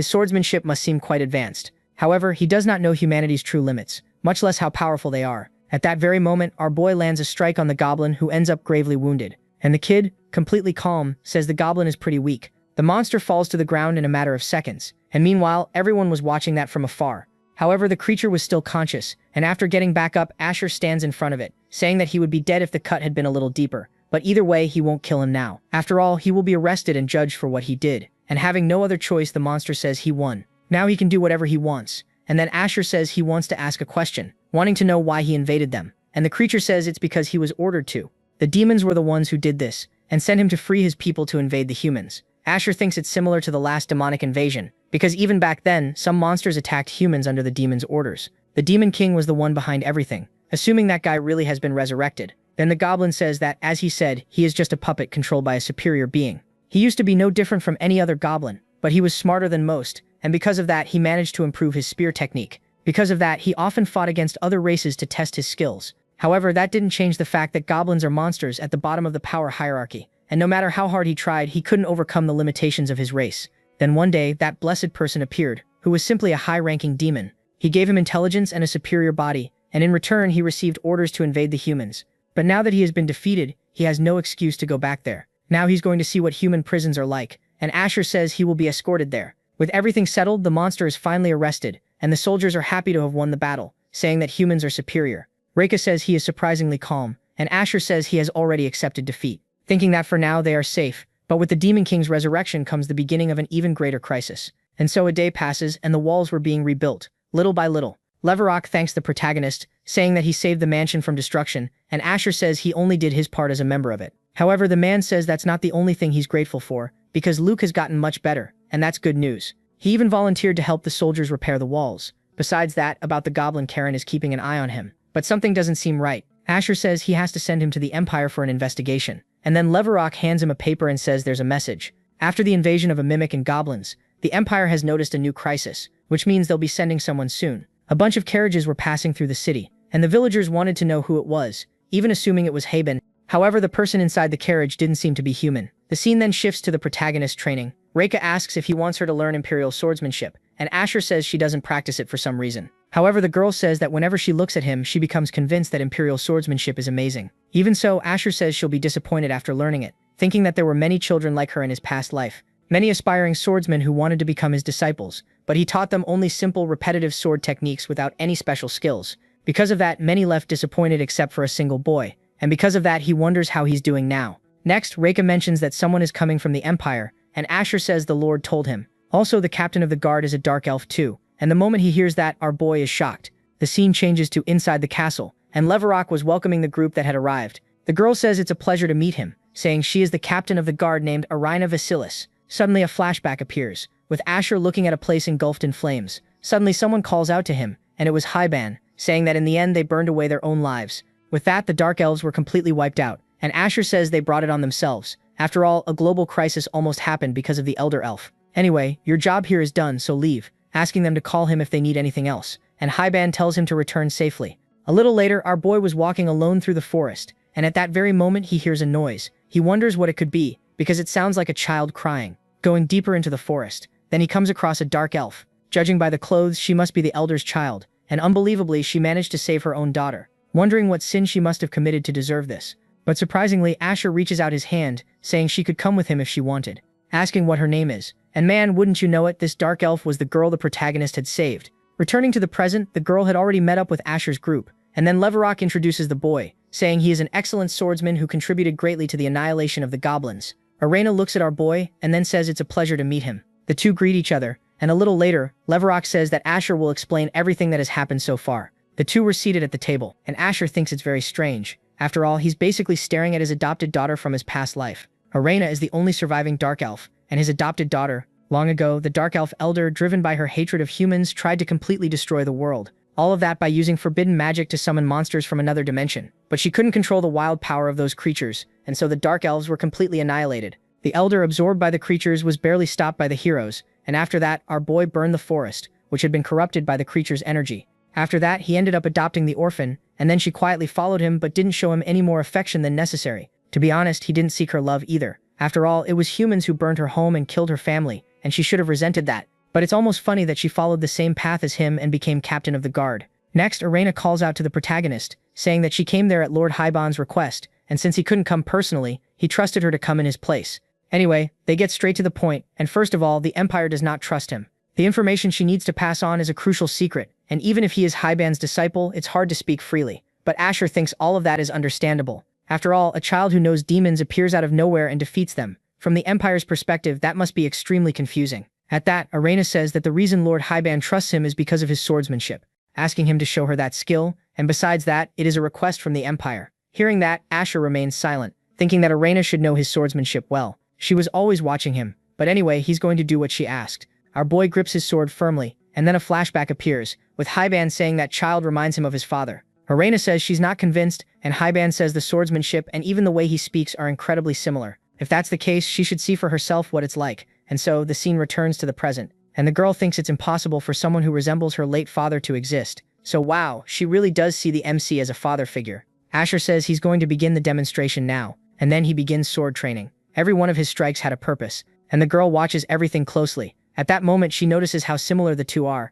but of course they're literally the same person. But she doesn't know that, and so she was captivated by that skill. A little later, Leverok was talking with his daughter, saying that she had received an acceptance letter from the academy. It was personally delivered by the captain of the Imperial Guard, and Reika, overjoyed, thanks him for everything. Her father says that with a proper education, she'll be able to develop her talents even further, and since they'll be going to the capital soon, they should prepare. Walking down the hallway, the girl was happily thinking that getting into the academy almost felt like a dream. The Imperial Academy is the place that produced great first-class master swordsmen and the most prestigious school in the Empire, and countless swordsmen from across the kingdom gather there, and it would be great if the protagonist could come too. After all, he is surely the greatest talent in the Empire. Thinking that she should convince him so they can go to the academy together, he surely wants to see a broader world. And meanwhile, the kid keeps training non-stop. The guy is disciplined. He was still thinking about his adopted daughter, and a flashback appears from a little earlier. The boy says he had finished the demonstration, asking whether she had been able to confirm her doubts. But the poor girl rushes off in a hurry, and returning to the present, Asher thinks she must have been surprised. After all, she had basically just seen a child she had never met before, using her late father's swordsmanship. At that very moment, Asher notices something, asking how long the girl had been standing there. All flustered, she apologizes if she interrupted him, but Asher says that's not the case, thinking that she's still watching just like before. Changing the subject, the girl thanks him for accepting her request for a swordsmanship demonstration. His skill resembles that of someone she knows very closely, and that's why she got so confused, apologizing for not being able to explain the situation properly. Asher says he's glad it wasn't anything serious, asking if her check was complete, and the girl replies that it is. Honestly, she trusts him and is going to share confidential Imperial information. She mentions that in the past, during the Age of Wars, various heroes protected the world, such as the great mage who defeated the demon race. At present, those heroes are missing, and the ones who ruled the land suddenly vanished after destroying their own domains. On top of that, as he knows, Valbarca was consumed by the demon race. Among them, the situation in the north is more serious due to Ravinia's absence. Because of that, control over the region has completely collapsed, and monsters are invading the entire territory. To make matters worse, communication with the Archmages and the Dragon Slayers' castles has been cut off. In short, the world is in complete chaos, and Asher thinks all of this is already to be expected. Asking what happened to Hyban, and Arena says he left the Empire. He had received an imperial order to discover the hero's whereabouts and observe the world crisis. Before leaving, he asked her to relay the situation to Asher, wanting to know what the boy is really going to do now. Isn't he going to help save the world? Our boy grows thoughtful, wondering if she wanted him to fight against a crisis like this just as before. Either way, he's going to do absolutely nothing. In any case, he doesn't want to waste his time on something so honorable, thinking that he is not a hero and all he desires is the path of the sword, and that's how it will be from now on, living and wielding his sword. He never had the chance to be a hero, and he won't become one either, and the only thing he will do is cut down those who stand in his way. Right after that, the girl is surprised but ends up accepting Asher's answer, saying that Hyban said he is someone who never changes, and also said he would spend his entire life wielding a sword. In that sense, he is very similar to someone she knows, and Asher just watches the girl as she speaks because she's my friend. He knows that she knows.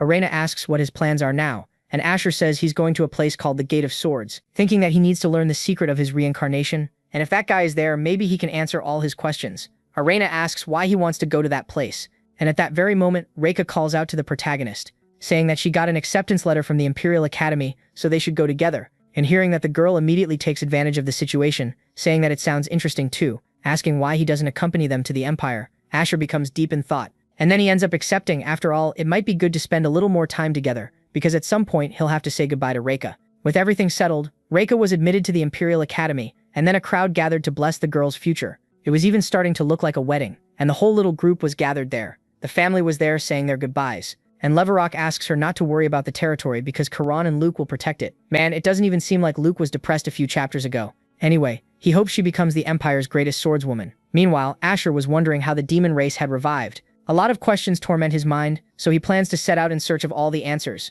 Honestly, he didn't want to do anything, but those questions will end up blocking his path, so he needs to resolve them personally. With everything settled, Levarok asks them to be careful while transporting him, and man, the goblin is going to be taken away. Arena then calls out to the monster, saying that he will be detained in the Empire's prison for the rest of his life once the investigation is over. The monster was all stoic, saying he had no choice since he's a loser, and they can do whatever they want. So after all that mess, the carriage finally sets off, and everyone was looking at the goblin who had caused chaos in the territory. Everyone starts looking down on him, and the monster already realizes that his stay won't be easy, but he'll definitely be free. Man, this guy is really optimistic, huh? A little later, Reika says she has a question, wanting to know how she became the captain of the Imperial Guard, because it must have been hard for a dark elf to adapt to the human world. She says the reason she became the captain of the Imperial Guard was to follow in the footsteps of someone she respects, and you know who that is, my friend.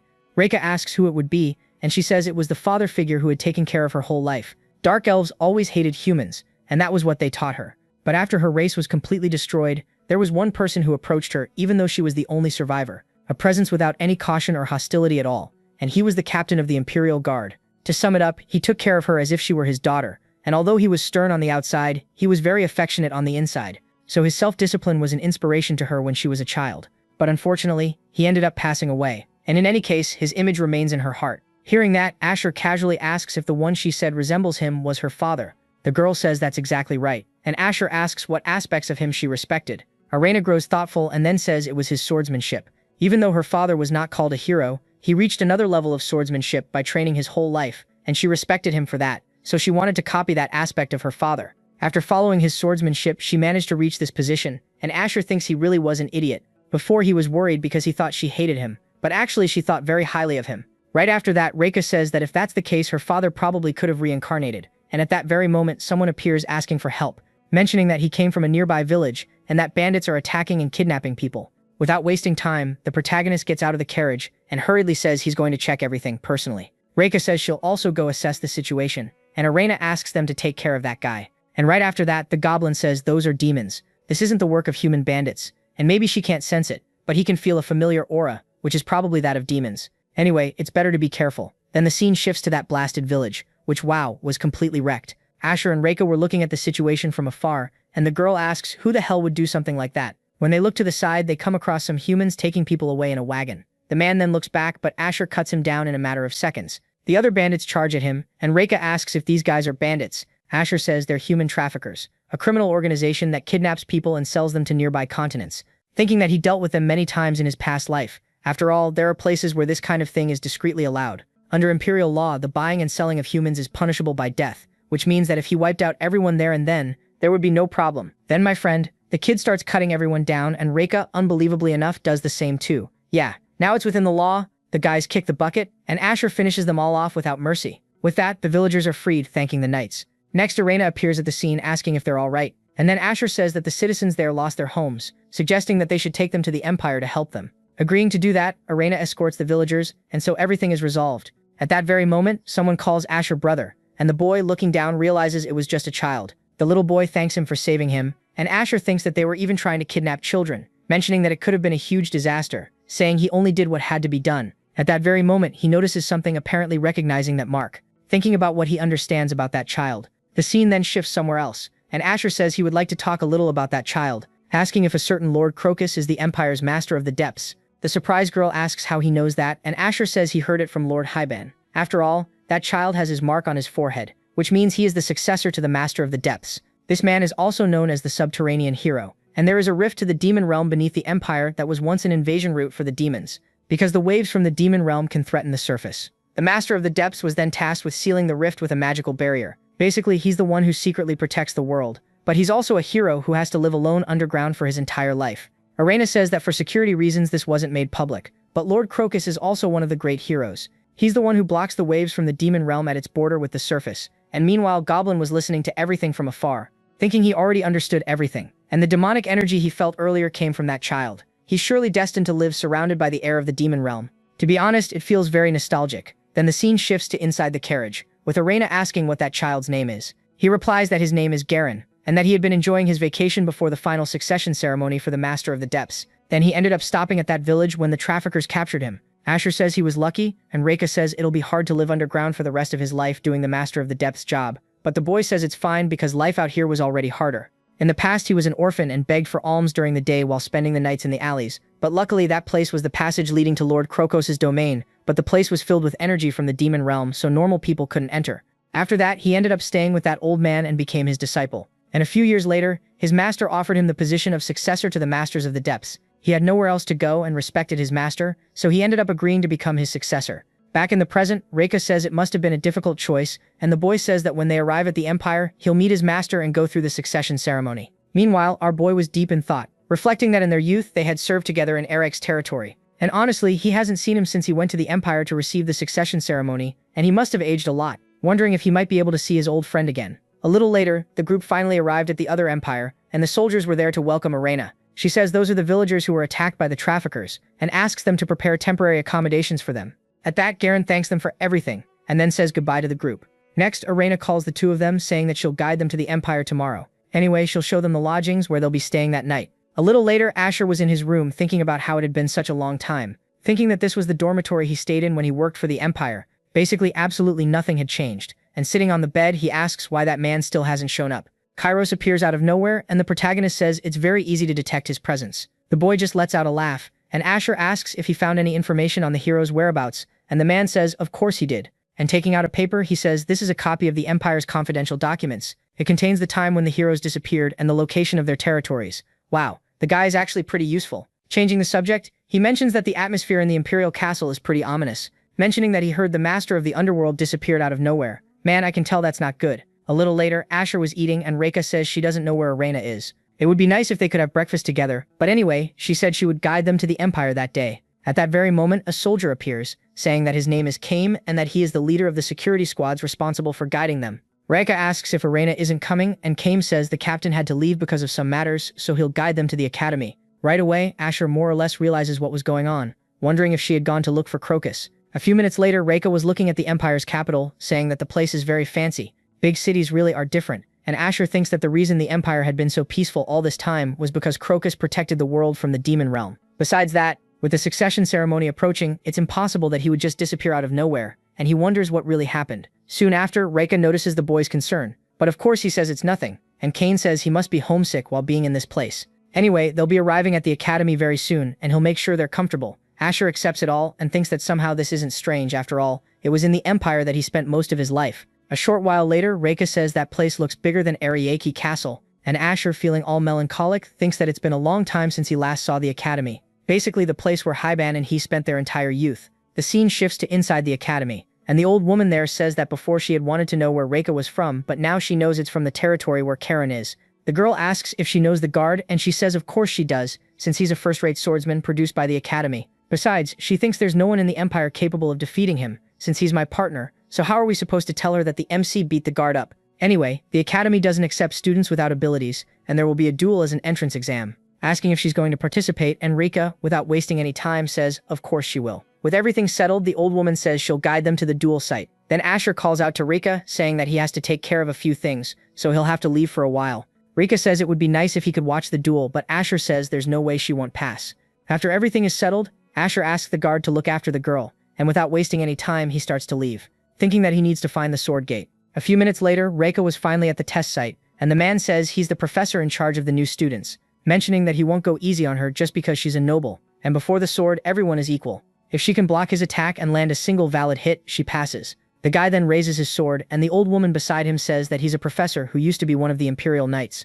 Kame was watching the duel too, thinking that the Academy's entrance test is known for its difficulty. Wanting to know how skilled Reika was, you're about to see, my friend. It's no wonder she's the protagonist's disciple, and when the guy charges at her, she already swings her blade. A few seconds later, a sword is shattered in the air, and of course Reika had managed to win, right? Everyone was surprised by what had happened, because a student had literally just taken down a professor. The guy remains lying on the ground, and Heike was trying to understand what had happened after all. That dude there is way too weak. The supervisor was also shocked, but still passes the girl. The scene in turn shifts to the city, and the protagonist thinks that he's finally arrived at the Blessed Sword Gate. That is a famous place coveted by swordsmen from various countries, and to reach the inside you need to pass through 3 gates.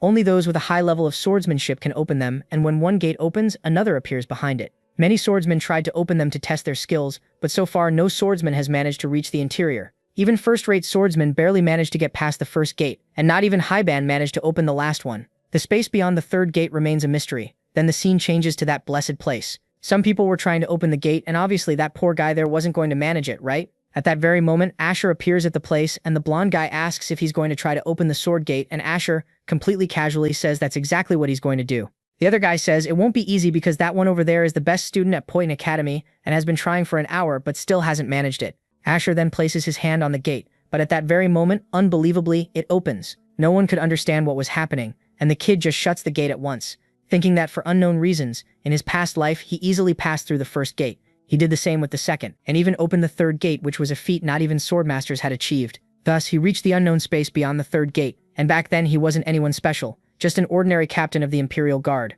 Because of that, he ended up meeting an interesting individual, and upon entering the place he says it's been a long time, calling that sword Ensir. Out of nowhere, that thing starts talking, asking if he isn't the captain of the guard, and Asher says it's already been 40 years. This sword is the one he met and spoke with in his past life, and it is basically a being that can read the human soul. It can probably answer his questions, and then the sword asks what kind of appearance that is, since he suddenly became younger. The protagonist says his soul is the same, but he was reincarnated in the body of another person named Asher, and for that reason he came looking for it, hoping to find the reason behind his reincarnation. Accepting to help the boy, the sword asks to take a closer look at his soul. Suddenly some crazy lights start coming out, and the sword says it's very strange, because it can feel a sinister energy coming from his soul. Basically, there are traces of interference from a being with evil power in your soul, boy, and I can already tell this won't end well. In the middle of that situation, our boy assumes it could be Marwena. Basically, he is the leader of the assassin guild Motorola, and the most evil being of all. Right after that, the sword seems to understand what had happened, saying that gods can interfere with the souls of humans and he probably tried to steal yours. He became a master swordsman before dying in his past life,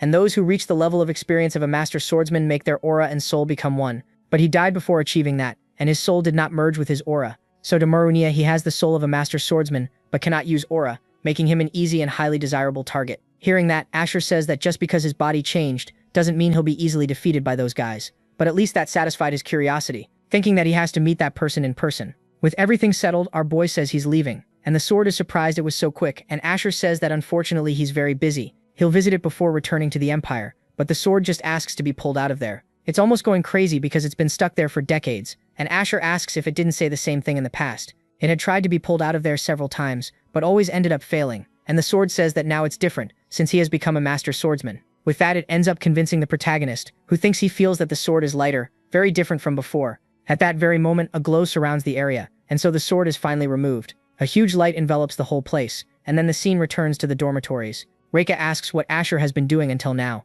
He replies that it's nothing, even though he's completely dirty. In any case, he wanted to know what had happened at the academy, and the girl happily says that she passed. The professor seemed to be very strong, but even so, she ended up taking him down with a single blow. Honestly, it wasn't as difficult as she thought. And then Kamin says that there are many talented people in the county of Iraq. With everything settled, the girl says she's going to sleep, and everyone leaves. Looking at the guard, someone says he's been there for a while, but no one seems to have noticed him. Asher states that it's because he's invisible, except to him, and man, the sword turned into a spirit. A short time later, Asher asks the spirit if it's his first time seeing the human world, and he says he remembers seeing it before being sealed in the sword gate. In any case, the gate was completely destroyed, but he's happy they managed to get out safely.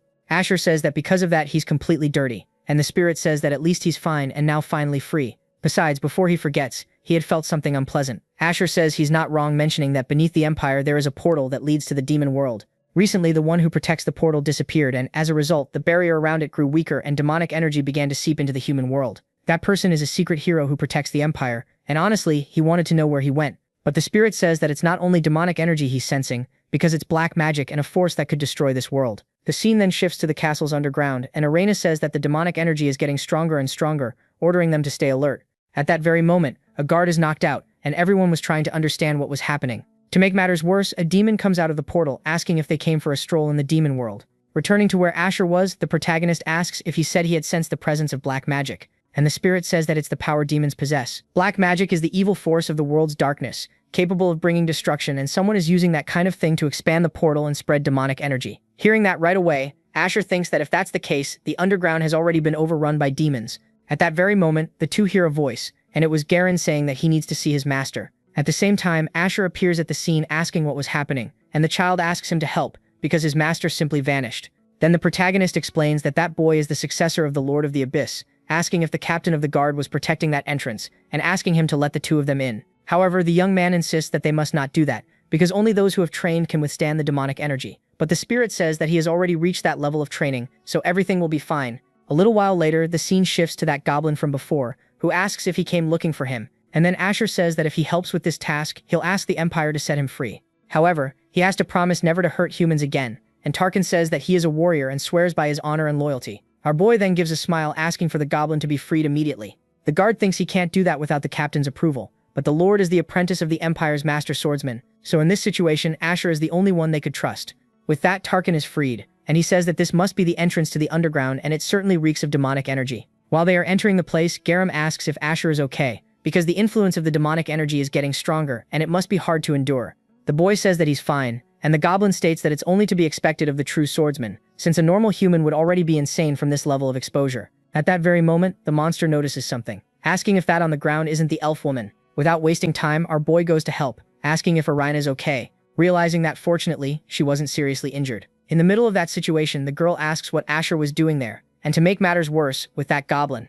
Asher says that he is familiar with demonic energy, so he will be of great help, and in any case, they are going in together. A little later, continuing to walk, the goblin says that there are demons nearby. Honestly, it's a familiar energy, similar to the brainwashing that had controlled him before. At that very moment, Asher says he heard something, and without wasting any time, he immediately equips his weapons. Right then, someone lets out a laugh, and then finally a demon appears. The girl asks what that thing in front of her was and whether they wanted to play with her again. Either way, all of them are going to end up dead with a single blow, and then she charges toward the protagonist. Everyone could hear the noise from far away, and Garam wonders if something had happened to his master. Either way, he needed to check in person, and Arena says she'll go too. Then the scene shifts to another place, with an old man noticing that Garen is approaching, asking him to hurry up so they can begin the succession ritual. Returning to the other battle, the protagonist defends himself, but at that very moment the demon disappears. Yet unbelievably, that thing was defeated with just a single blow. Asher asks who this idiot is, and Tarkin says she's a lower-class demon. She's not even worth fighting, and Asher asks who gave her the orders to come there. She replies that she just saw the portal and came by out of curiosity. At that very moment, Arena and Garen appear at the scene, and the demon, noticing the opportunity, summons another monster right beside her. The goblin says this is a pain, and right after that, Asher is thrown against the wall. The demon was already laughing smugly, thinking she had already won the battle, claiming that monsters are slaves to demons, and should obviously obey her. To make it easy to understand, they just have to kill those two so they can go destroy the human world together. Hearing that, of course, Tarkan was going to be furious, asking if she really thought she could use him with such insignificant power. In a matter of seconds, he lunges at the demon, throwing her aside with ease. At that very moment, an explosion occurs, and then that thing is thrown back into the portal. Arena asks if Asher is okay, and the spirit says he pretended to pass out just so he wouldn't have to fight, thinking he probably wanted to see whether that goblin would act against the demon or not. Right after that, Asher says he really hadn't joined the demons, and Tarkin says he told him he is a warrior, and because of that he keeps his word. Besides that, he also hates that race. And a little later, the whole group arrives near a door. Arena says that this is the underground fortress where the portal is located, and Asher says that since they dealt with the demons, they'll try to find Krokos. After that, Garen opens the door, and then he comes face to face with his master, desperate. He asks what happened, because he thought he had disappeared, but then the old man apologizes for worrying him, saying he's completely fine. Asher watches everything from afar, thinking it's been a long time since he last saw him. Next, Crocus notices that the captain of the guard came too, and the girl says she's glad he was okay. However, the goblin, seeing that situation, thinks there's something not right. Arena says they came to ask for his help, because the Empire is in danger due to the waves of demons coming out of the portal, and kneeling down, she begs to be allowed to protect the Empire from the demons. The old man grows deeply thoughtful, and then, unbelievably, he refuses the offer, saying that he lived his entire life as the Master of the Abyss, asking how much longer he has to remain bound to that responsibility, and especially trapped in this damned underground prison. Damn, things are getting intense. At that moment, a flashback appears with a man thanking Asher, who asks if he is finally going underground, and whether it won't be hard to live there for the rest of his life. But the man says that for the Empire, someone has to do it. He says having the pride to face his parents who were killed by demons already brings him joy.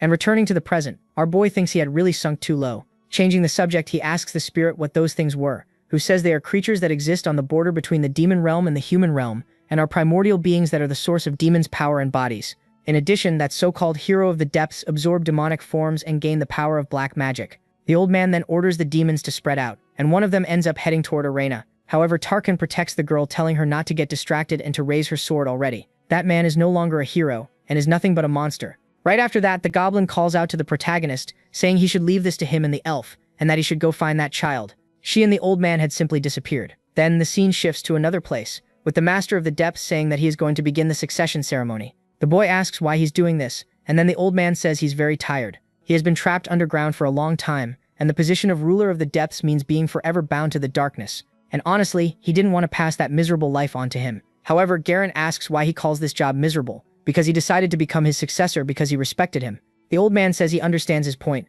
After all, the Empire also calls him a hero, and says it respects him. However, the truth is that they despise them for spreading demonic energy. Basically, it's a life worse than that of a criminal hidden behind the title of a hero, questioning what the way to escape this prison was, which obviously is turning this world into a prison. Meanwhile, Arena was fighting against the demons, and the goblin watches everything from afar. He thinks the girl is impressive and is strangely similar to true swordsmanship. The scene then returns to the protagonist, who was looking at a black circle, realizing it was a magical barrier. He asks if he could break that barrier, and the spirit says he is a swordmaster capable of resisting even waves from the demon realm, and if it's him, then it's definitely possible. The boy says he will try. Then the scene changes to the Master of the Depths, saying he will infuse Garen with his power. The boy says he doesn't want to do that, but even so, the old man continues. At that very moment, Asher finally manages to break the barrier, saying that this is not going to happen. The old man didn't understand what was happening, asking who he was.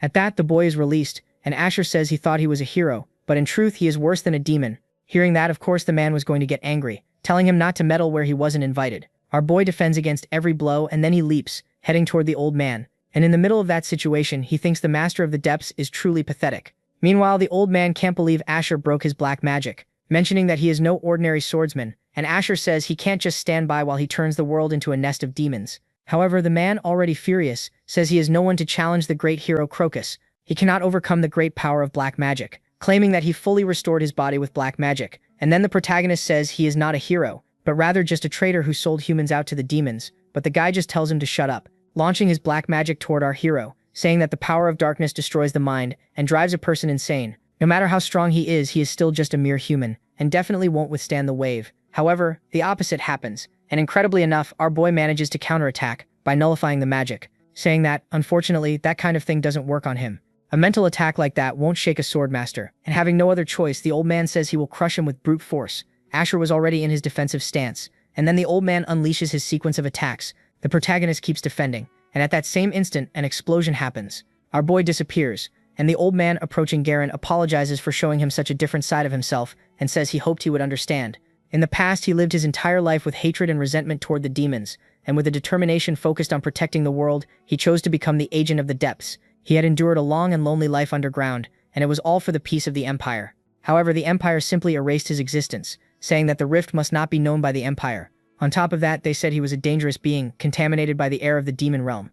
and despite the decades of prosperity because of him, they still treated him the same way as the demons. Because of that, he made a decision. There was no longer any reason to keep waiting on this rift, so he will annihilate these humans who are worse than the demons. That was why he obtained black magic, saying that he cannot pass this miserable life on to Garen, because with this power he hoped Garen could live a free life without restrictions. But then our boy appears again, saying he can't accept this, and the old man is surprised that he is still alive. The protagonist stares Crocus down, saying that he said he wanted to be a son his parents could be proud of and that someone had to do what needed to be done. Crocus asks how he knows that, and Asher says he abandoned the conviction he chose for himself, asking if he really submitted to mere demons. In truth, the Empire did not abandon him, and they trusted him and recognized him as a true hero, asking him to snap out of these delusions already and go back to being who he was before, a hero who was stronger than anyone, asking him to return to his roots. However, the old man ends up disappearing, and a huge eye appears, saying that in the end it was him, that guy who never changes.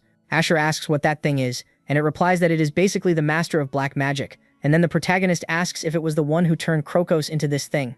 It replies that it did absolutely nothing, and simply granted him a small request. Basically, he wanted the power of black magic, so it gave him a little but, since he wants it to set him free, it will do that. Honestly, it was planning to play with the old man before killing him, but either way, it's fine. Our boy, consumed by rage, charges toward the eye, but when he attacks it, he ends up hitting Crocus, who says that dying at the hands of a comrade is better than dying by its hands. The two remain there staring at each other, and the old man thanks the protagonist, saying that he had freed him. At last he can die in peace, and hearing that, our boy remains silent. Crocus says that before dying he would like to know his name, and Asher says it's been a very long time, calling the old man captain of the guard of the territory of Iraq. At that moment he is surprised and asks how the boy knows that. Asher says he is his superior, and although not in the way he remembers, he is the captain of the guard. The scene returns to the goblin leader, who is looking at a portal. He realizes that the rift is shrinking, and at that very moment the protagonist appears there. Arena asks what happened to Crocus. However, Asher does not say a single word. A little later, the two were looking at a gravestone, and Arena says that although his mind was twisted by the demons, Lord Crocus's achievements in protecting the Empire must not be forgotten. They are going to build a monument in his honor, and changing the subject, she asks them to go somewhere else, because Garam wanted to meet the protagonist. A few minutes later, the kid was already all decked out, and now the Master of the Depths appeared. Asher says that he has now become the successor, and the boy thanks them for coming there. That grave in front of them is his master's tomb, and Asher apologizes for everything, but the young man says it is not his fault. The master tried to use the power of the demon realm to destroy the world, and surely that was not the person he had known. Instead, he is grateful that he helped him recover his mind.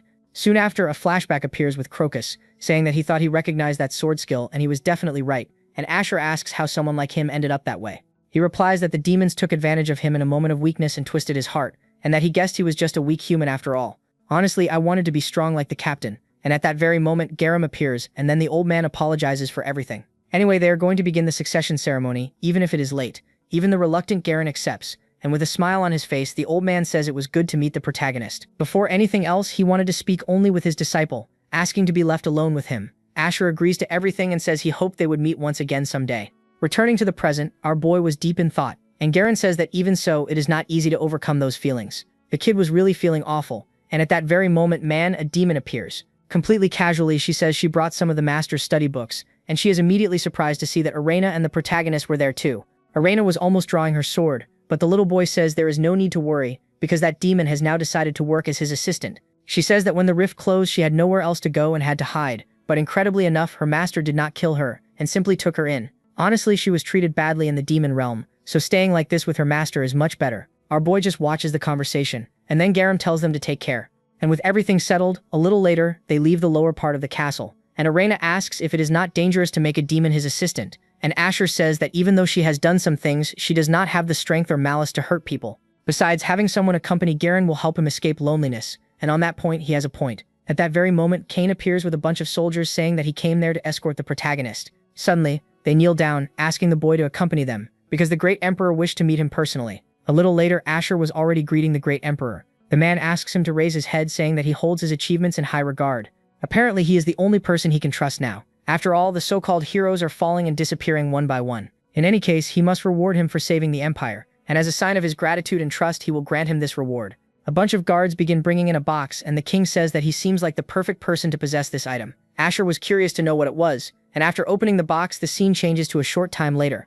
The spirit asks what exactly the Emperor gave him, and Asher says it was the Empire's box. Basically a rare weapon passed down from the ancient emperor, and he had heard rumors about it, but this was the first time he had discovered this kind of thing. The spirit is surprised that the king handed him something so valuable, Soon after, Reika and Kane appear, saying that it is incredible that Asher managed to meet someone that almost no one could approach, and our boy meanwhile thinks that the time had finally come.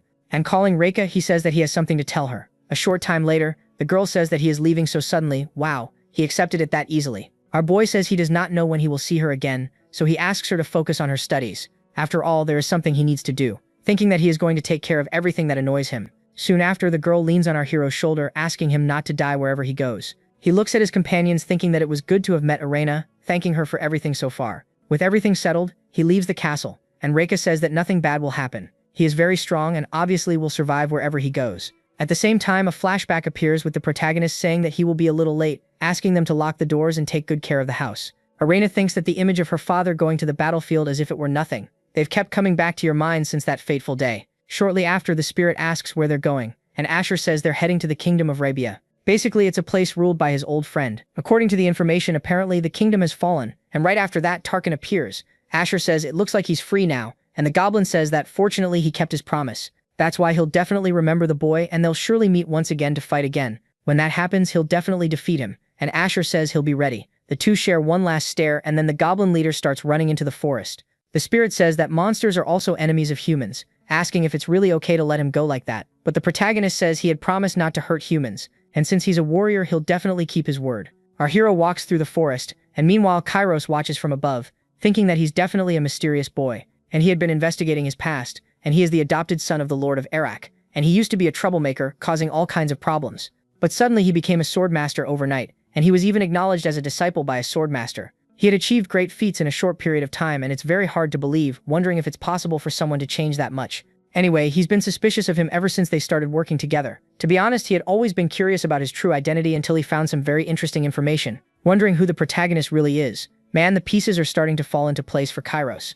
A few minutes later, the spirit asks what kind of place the kingdom of Gravia is. Asher says it's a kingdom ruled by a great mage and a hero who protected the world with his transcendental magic. After the war, he received land from the emperor and founded that place. It was brighter and more splendid than any other place, basically called paradise on earth. But he heard that the kingdom fell and the great mage simply disappeared. The spirit asks if he fell like the ruler of the abyss, and the MC says they can't say for sure about that right now. Meanwhile, some hooded figures were watching everything from afar, and Asher says they should go there and see for themselves to find out. At that very moment, the bandits appear, but our boy was already on guard, and then he immediately counterattacks, realizing it was the Guild of Motorola, and just as he had said before, followers of the goddess Marunia. At that very moment, someone says that, as expected, they are not easy prey, calling the boy the Imperial Sword Brat, telling him to give up and offer his life to the goddess, and Asher says he was already planning to track down that false god of theirs anyway, ordering them to take him to where she is, and hearing that, of course, the bandits were furious, charging toward the young man. He does the same, taking down a considerable number of their group. Even so, they don't give up,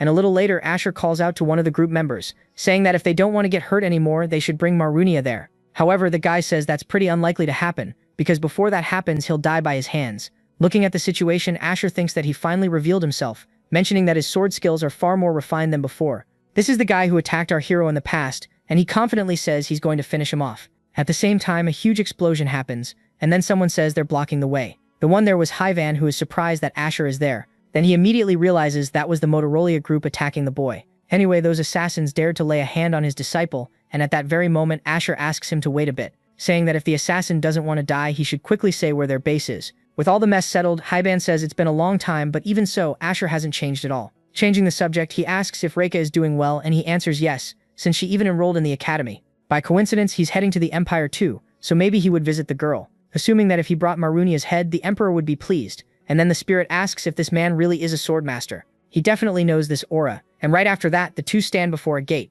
Hyban is surprised that they really have a base near this forest, but anyway, they're going to wipe them all out in one go. However, at that same moment, another person appears, welcoming them to the sanctuary of Motorola. In the middle of that situation, Asher seems to recognize that girl, thinking that she's still alive. She then descends to the ground, saying that it's been a long time since she last saw Hyban. Removing her hood, the woman asks if he doesn't remember her face, mentioning that thanks to the gods she obtained an immortal body that surpasses even a swordmaster, asking if he thought she would die like the captain of the guard. Meanwhile, Asher thinks that there is a group of Motorola guided by divine revelation. In the past, Hyban and he received orders from the Empire to carry out a large-scale operation to wipe out this guild, and after long battles they defeated all the members except for one called Shevanath. Somehow she managed to survive, and when cornered, she found a way to disappear without leaving a single trace. Even so, he was surprised that she showed up right now, and then the girl says it has nothing to do with him but rather with his disciple. Asher, without wasting any time, raises his sword, but then Hyban stops him, saying that he'll deal with her personally. After all, this has to be settled once and for all, and at that very moment the two swords collide.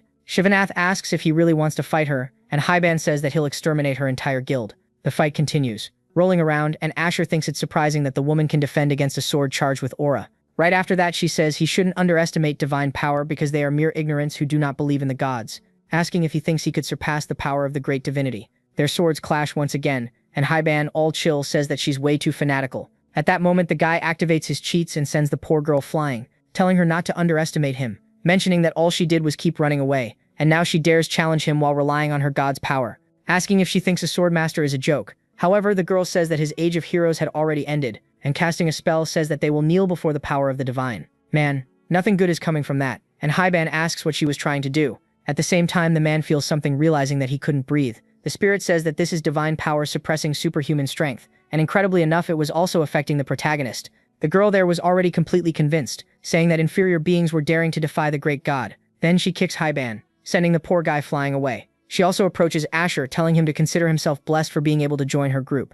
Either way, it will end painlessly. And then, our boy tries to say something. She approaches Asher to hear what it was, and taking advantage of the opportunity, Asher says that she let her guard down. And then, my friend, that was all he needed to finish the fight. The girl falls to the ground injured, and Asher says he doesn't know how she managed to overpower Lord Hyban with her power, but apparently, unfortunately for her, it doesn't work on him. The woman gets up, saying not to think he had already won, mentioning that the boy was marked by the divine. He will be tormented until his last breath, and the will of the great divine will always stand in his way. Then, Asher draws his spear, and the fight finally ends. The boy says that doesn't make any difference, thinking that they toyed with his fate and recklessly harmed those around him. Obviously, they're going to pay dearly for it, and suddenly Hyban regains consciousness. The man says it's truly humiliating to be defeated by such a miserable attack, and Asher tells him to get some rest. Out of nowhere, someone says that the protagonist made it far and is a human with the soul of a swordmaster. Asher wanted to know where that voice was coming from, and then he says that he'll enter the sanctuary first. There could still be assassins in the area, and without wasting any time, he starts running. The spirit asks if something is happening, and Asher says it seems he couldn't hear it either. What he had just heard was the voice of the goddess Morowina, and when he got there were more of the hooded ones. They charge at the boy, who then summons an axe, taking all of them out. Continuing forward, the spirit says he senses movement further ahead, and shortly after they approach a door, Asher forces it open, and then he ends up finding someone sitting on a throne. The old man says that he made it very far, and Asher is surprised that he's still alive. His name is Bakrosa, and he's basically the leader of everything. However, he's sure that he had killed him back then. The leader, however, says that this is only a borrowed body, but he is still Morowina. Wow, so it's actually a man. Asher says that they finally met, but that doesn't matter because they're settling things now. However, the guy asks him to wait because he has no intention of fighting him, because he lost all his power and is completely ruined. The only thing he did was place his power in his followers to capture him, but it all ended in failure. As a result, he's in this state, barely sustaining himself in a borrowed body. And hearing that, Asher asks if he was the one who reincarnated him, but he quickly says that he didn't do that, and the only thing he managed was to identify the nature of his soul. In addition, he tried to steal it, because a human soul that reached the realm of a swordmaster could save the gods. And then Morania tells him to be careful from now on, because he's not the only one after his soul. The scene shifts to another place, and Arania was dealing with a pile of documents. But even so, she wanted to know if Asher was okay, and at that very moment, Kami appears in the room saying that the Knights of the Sun God are there. On the other side of the castle, a carriage was stopped, and then a girl gets out of it. She seems to be a mage who says that the one the Sun God is looking for is probably in that place. A few minutes later, that girl says it's been a long time since she's seen Arena, who asks what the priestess of the sun named Bercia was doing there. This is the most powerful religion in the empire, and the saint known as the divine reincarnation with the power granted by the sun god leads the Order of the Sun God, which is the church's own army. However, it is known for its aggressive evangelism and is considered a very arrogant religious group.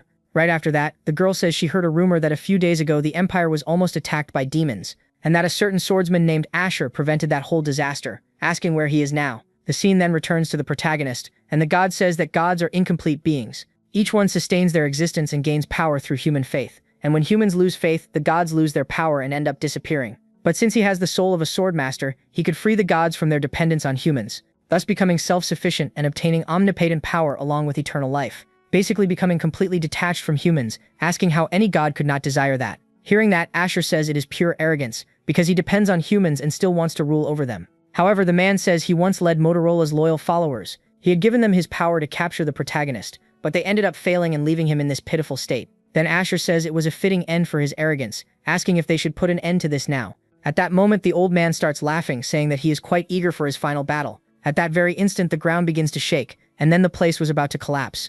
The old man says he will recover his power through his soul, asking Asher to offer his life to the great Marina. At the same time, the old man is struck by an attack, and Asher was trying to understand what was happening. The one who had appeared there was Hyban, who tells them to get out of there quickly. Then the man activates his aura, and they easily get out from underground. The scene returns to the hall where the priestess was, and she asks them to hand over any information they had about the protagonist. Hearing that, Arena wonders why the woman wants to know Asher's whereabouts. Who knows what she might do afterward? And of course, she is not going to hand over the information, asking who she thinks she is to dare give orders against the Empire and to speak that way about a national hero, ordering her to leave the hall immediately. And hearing that, the priestess is shocked. But anyway, she agrees to do so. After all, they do not want to cause conflict with the Empire over this. She leaves the place, and Arena asks why they want to know where Asher is, and the girl says they do not know why either. After all, the only thing they are doing is simply following the Sun God's orders, but they have to keep in mind that they will find Asher somehow, because the Sun God's orders are absolute, and so everyone leaves the room. A few minutes later, Arena wonders why the Sun God is after Asher. Thus, some more time passes, and Reika was studying, saying that the Academy's studies are not easy. Before, she thought she only needed to focus on the art of the sword, but there are a lot of subjects to deal with, asking why she has to study these things. And would you look at that, the protagonist was in the book too. At that very moment, someone knocks on the door saying that Arena was calling for her. Reika thinks it is very strange. After all, it is her first time having a private meeting with Arena. The girl says there is a reason why she called her there, because she wanted to know more about Asher, thinking that the Sun God is a being who can see into anyone's soul, which means he probably saw something in our boy. It would be useful if she could share some information. And Reika agrees but still wants to know why she is so curious. At that very moment, someone appears in the room, and Arena asks who it was. The one there was Kairos, who says he is just an agent of the information network, asking if she has probably heard of them. Before, the secret intelligence group had been hired by Boros, but now, at present, they are serving Asher. Hearing that, Reika is surprised, and Kairos says that Asher had told him to find the hero's whereabouts, and had given a very strange order. Besides that, he also became curious about the protagonist, asking her to continue what she was saying. Thus, the scene shifts elsewhere, with Asher saying that he had seen Hyban's aura, and honestly, he even started to doubt whether that was the true swordmaster. Besides that, he had said something before, because it was as if he doubted his own strength. Hyban had always firmly believed in his own talent, and thanks to that, he was able to become a swordmaster, but now for some reason he seems to have lost that confidence. He said something similar yesterday too, mentioning that the doubts he had for a long time are slowly starting to clear up, and honestly, I am starting to doubt whether this current self of yours is really at its peak. Our boy keeps listening to what the man was saying, and then he says he is just a weak human. If it were not for his help, he would have been crushed and killed down there, stating that true mastery of the sword consists of surpassing human limits, and he protected the world and saved countless lives with that power, asking if that is not already proof enough that he achieved true mastery of the sword. After that, Hyban thanks him for everything, and returning to the present, Asher says he still had that dejected expression. The spirit says the guy is right, because wielding the sword means mastering oneself, but your power is closer to something unknown. It even seems like something interfered, creating an artificial force. The fact that he was affected by the god's energy proves that his power is unstable, and it doesn't seem like he attained that power through long training like you did. Asher says that at this moment he still hasn't reached that level, and is just an ordinary person who only knows how to use imperial sword techniques, thinking that, if only he could recover his power, he might be able to surpass this body's limits. At that very moment, that priestess from before appears. The scene then shifts back to the castle once again, and Kairos asks if she analyzed the goblin's characteristics and prepared countermeasures. Reika says yes, but not even the elders knew that information. To sum it up, it's as if the protagonist had experienced wars from the past. Kairos asks what Arena was thinking about, and she replies that it was nothing. But the guy insists she tell him, asking why she's suddenly curious about the protagonist's whereabouts. She says that actually the sun god is pursuing him, and because of that they need to find out why. The scene returns to our boy who had finally met up with that priestess. Man, I can already tell this isn't going to end well, huh? The protagonist wonders who that woman was, and judging by her appearance, she must be a priestess of the Order of the Sun God. He knows his stuff. Anyway, he wants to know why she's there. Out of nowhere, the girl drops her staff, and taking the boy's hand, she asks if he could help her. Asher was trying to understand what was going on there, and a few minutes later the girl explains everything, and Asher asks if she's saying that a nearby village was attacked and the residents were captured. She says that dozens of farmers are about to be sold to traffickers, and that's why she needs his help. Looking at the situation, Asher already has a rough idea of who it might be, saying that she seems to be a priestess of the Order of the Sun God, asking whether it wouldn't be better to ask the knights of her order for help. They say that since their order is the Empire's largest religious group, it also has great military strength. But hearing that, the girl falls silent, saying that they are dealing with other matters and do not follow her orders, and with no other choice, the boy decides that he will help her. Thinking that he should take this opportunity to wipe out that damned group, he asks her to take him to where the traffickers are. At that, the girl stands up, saying she had forgotten to introduce herself, mentioning that her name is Verkia. A little later, Asher thinks he has heard that the Order of the Sun God is an oppressive religion, but surprisingly, that girl is very humble. Soon after, they finally find the place, and Asher thinks they are not the same bandits he had encountered before. Anyway, it's better to deal with this as quickly as possible. He calls out to the girl, saying he has a favor to ask. Meanwhile, the guards continued their patrol. Suddenly, one of them looks to the side, coming face to face with our hero, saying he's just a brat. The guards confront Asher, asking if he even knows where he is, and at that very moment, the protagonist raises his sword, taking out everyone in front of him all at once. A huge explosion happens in the middle of it all, and the spirit says that was incredible, asking if he has recovered his aura yet, and Asher says it's not aura, but the divine power of the priestess of the sun god. The priestess herself has no offensive abilities, but she has the power to heal wounds. Besides that, she can also temporarily maximize a person's strength. With that, for a short period of time, he can wield power equivalent to that of a master swordsman. What is this? That's insane. Soon after, Verkia says she knew her eyes weren't deceiving her, but even so, she didn't expect him to be so powerful. The boy says it's all thanks to her help, and a few minutes later, the scene moves inside a cave. Asher says this doesn't seem like just any underground prison, and she says it looks more like the temple of a religious sect. At that very moment, a shadow appears, asking who dared cause a disturbance in this sacred sanctuary. The man finally reveals himself, and the protagonist drawing his sword says it would be better to release the villagers immediately. However, the masked man says they were the saviors with the power of the great god. Basically, they are going to free the people and make them the true saviors of this world. What a crazy thing to say. Next, Verkia says she doesn't know which order they belong to, but attacking innocent villages is unforgivable. They are nothing more than mere bandits. And hearing that, the masked man asks whether her order of the sun god really has the right to criticize them. After all, they are a fanatical group that destroyed countless ordinary citizens under the label of heretics. But that won't matter anymore, because the era of the outdated gods has finally come to an end.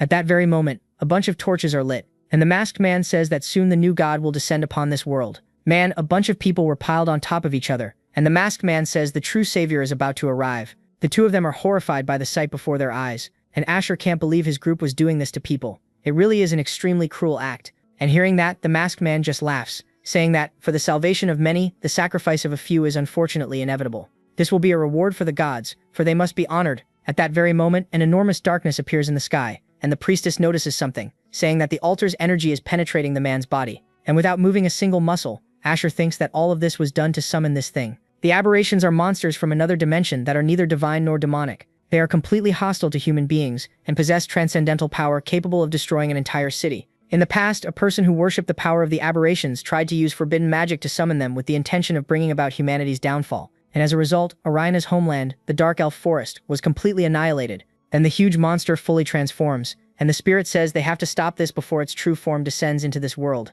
At this moment, that man has only absorbed a small part of the power, and Asher thinks that when he fought an aberration, even if it was in the past, it took at least 2 master swordsmen just to hold it back, wondering if at this moment he could face an aberration alone. The man grew at least 3 meters, saying that the time of judgment had come. He prepares his attack, however, it has no effect because the priestess defended against it. At least the poor girl is useful for something, and then she says she'll try to hold it back somehow. But Asher meanwhile thinks it's going to be pretty difficult, and she probably won't withstand the aberration's power with just a barrier. And sure enough, my friend, the barrier is simply shattered in a matter of seconds. The girl is shocked by what had happened, and the protagonist, without wasting any time, grabs her to dodge the attack, thinking that at this rate, they definitely won't have a single chance of winning. If that's the case, there's no choice but to use divine power, once again asking the girl to bless his weapon. He is going to charge straight in and strike its vital point. However, the girl says it's too dangerous.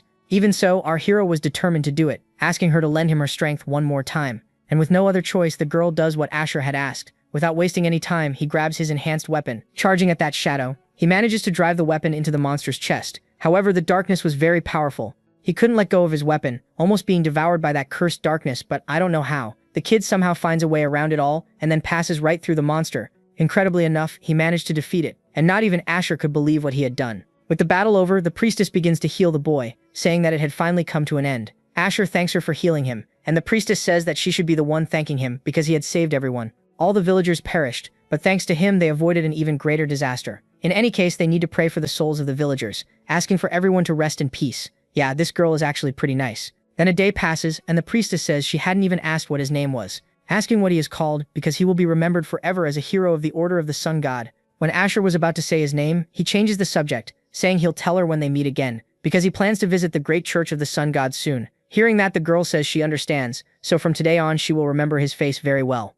Then she hands the boy a necklace, stating that this is a sign of the Sun God and a reward she would give him. It will surely serve him well. And right after that, Asher thanks her for everything. A little later, the priestess had already left, and suddenly someone calls out to her. The man asks if she has a moment, and entering the tent, he kneels down, saying that he greets the great Saint Verkia. but she says there is no need for formalities, asking if he has already finished the work he carried out without her permission. With a smile on his face, the guy says yes, mentioning that the commoners swore their faith to the sun god, and that with this the church's influence grew much more. Hearing this, the saint asks what the point is of forcing conversion through violence, because surely many lives were lost in the process. However, the young man warns that she should not mourn the death of heretics, asking if she is by any chance feeling empathy for those inferior beings. In any case, what the saint currently lacks is resolve. The same thing happened in the Empire, because she failed to obtain any information about the protagonist after being intimidated by a mere captain of the guard. To sum it up, she should have forced a clear answer from the Empire, and the nervous girl asks if he wanted her to start a war. He can talk about battles all he wants because he will always be safe,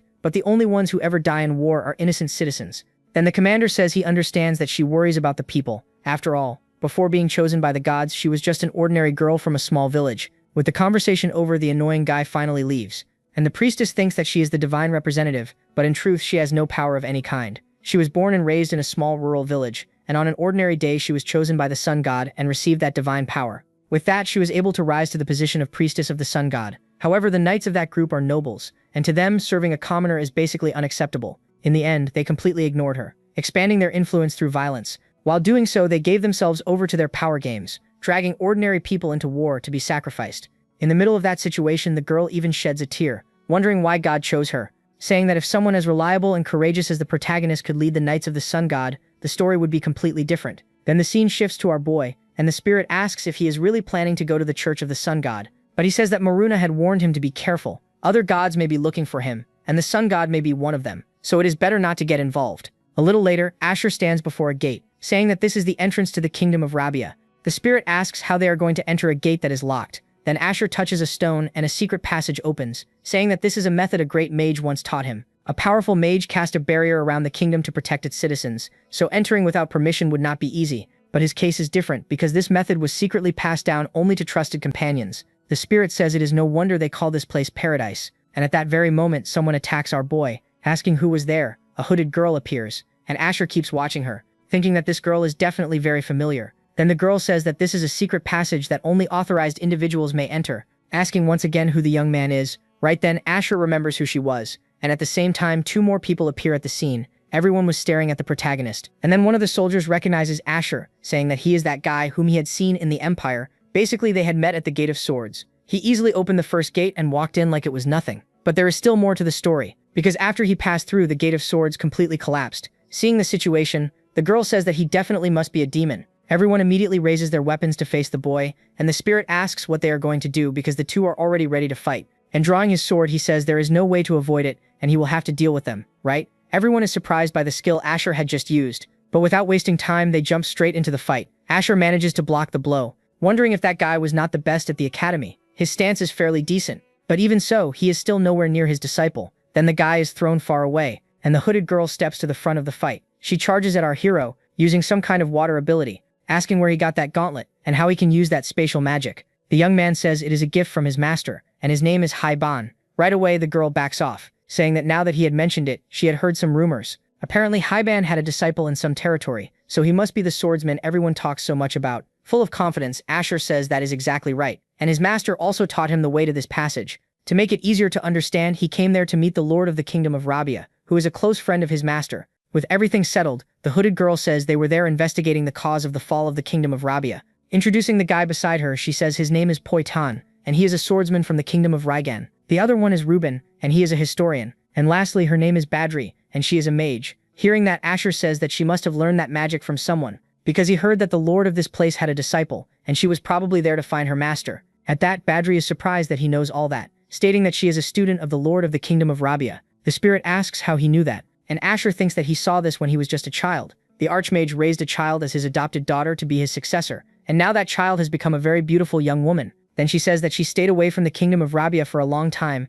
and dreamed of a life of freedom outside the castle. Her master was like a father to her, but he was so strict that he only cared about magic, and they ended up arguing many times because of that. Because of that, one day she secretly left the kingdom, hiding her identity as a disciple, living a life among ordinary people. But then as time passed, she heard rumors that the kingdom had fallen, and by chance she met those people and decided to travel with them. Poitan asks why the kingdom suddenly fell, and the girl says she does not know. In any case, she intends to find her master and hear the story for herself.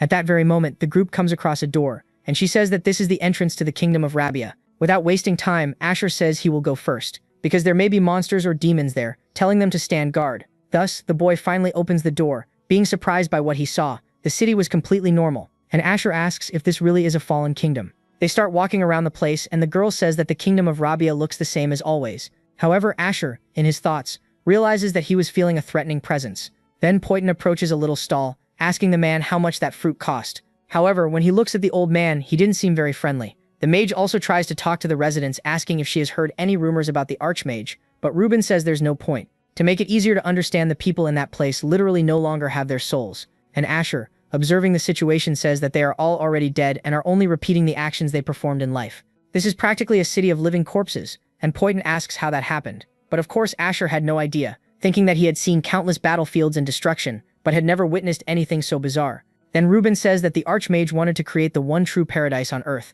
a world where magic would take care of everything humans needed. He wanted to build a kingdom where people could live comfortably, free from worries and hardships, but in the end they were consumed by magic, losing both their self-awareness and their lives. The mage says that her master only wanted to create a world similar to paradise, but they ended up falling into ruin in a horrifying way. Anyway, maybe this is the result of his arrogance in believing in the power of magic and challenging the authority of the gods. A little later, the group finally arrives at the palace. Badri says that this is where her master stays, and Ruben says the security there is very tight. But Poitin couldn't care less about that, saying they should just keep moving forward. At that very moment, a guard appears behind him. But then the mage manages to save him, saying that the guards detect intruders even though they are only empty bodies. Right now, those guards no longer recognize her as the archmage's apprentice and only see them as enemies, so they attack naturally. Without wasting time, Asher attacks several soldiers at once, but incredibly, no matter how many times they knocked them down, they simply got back up and continued their work. If this keeps up, they'll be fighting there forever. And soon after, a barrier appears surrounding that army of soldiers. The one who did it was Asher, who, holding his staff, tells everyone to enter the castle now because he'll hold them off for the time being. At that, the spirit asks if that is the reward the Empire gave him.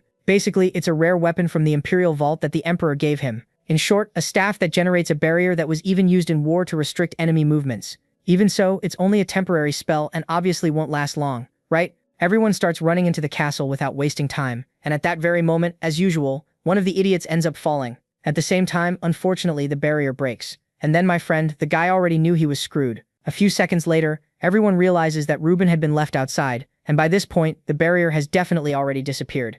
Anyway, he's going to go rescue him. However, the boy appears there as if nothing had happened, apologizing for the delay. He managed to escape by the skin of his teeth, and man, I don't know how, but he did it, you know? Everyone keeps walking through the castle, but Ruben notices something strange about the protagonist, wondering why he's acting like that. Yeah, I can already tell this won't end well. And outside, all the other soldiers had been completely annihilated. Back inside the castle, Badri says that this is the central building where her master's office is. Most likely, he must be researching a way to restore the Empire, and at that very moment, smoke begins to envelop the place. The spirit asks if Asher is sensing anything, who immediately replies that it is the smell of something decomposing. Without wasting time, the girl starts running and passing through a door is shocked by what she sees. Unfortunately, her master had already passed away. Badri falls to her knees and with tears on her face asks who could have done such a thing. Everyone was just silently watching the situation, and at that very moment, the skeleton starts talking, telling Badri to shut up. No one understood what was happening, and the skeleton asks where the girl had been all this time to only come back now. Badri asks what is going on, and the skeleton says it's just an illusion. After all, he is an archmage,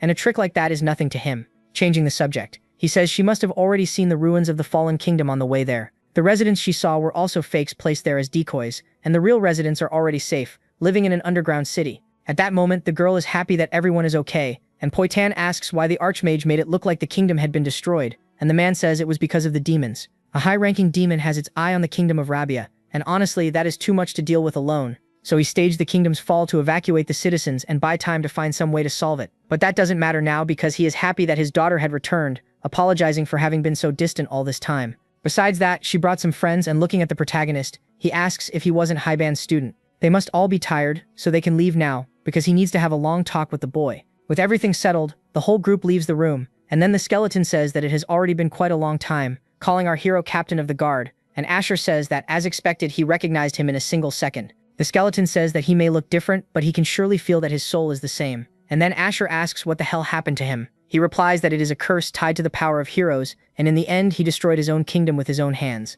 In short, the kingdom of Rabia really did fall, and he had also now become an undead. He had basically lied to reassure his student, but in any case he wanted to be a great lord, using magic to protect the kingdom and bring comfort to his people.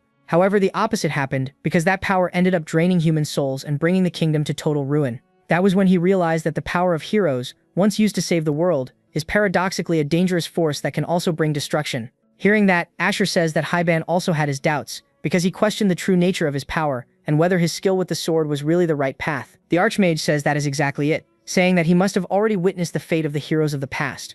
Valbarka's mind was twisted and turned him into a demon. Besides that, the Master of the Depths sought the help of demons and tried to bring down the Empire, asking what he thinks would happen if the power of heroes were corrupted as well.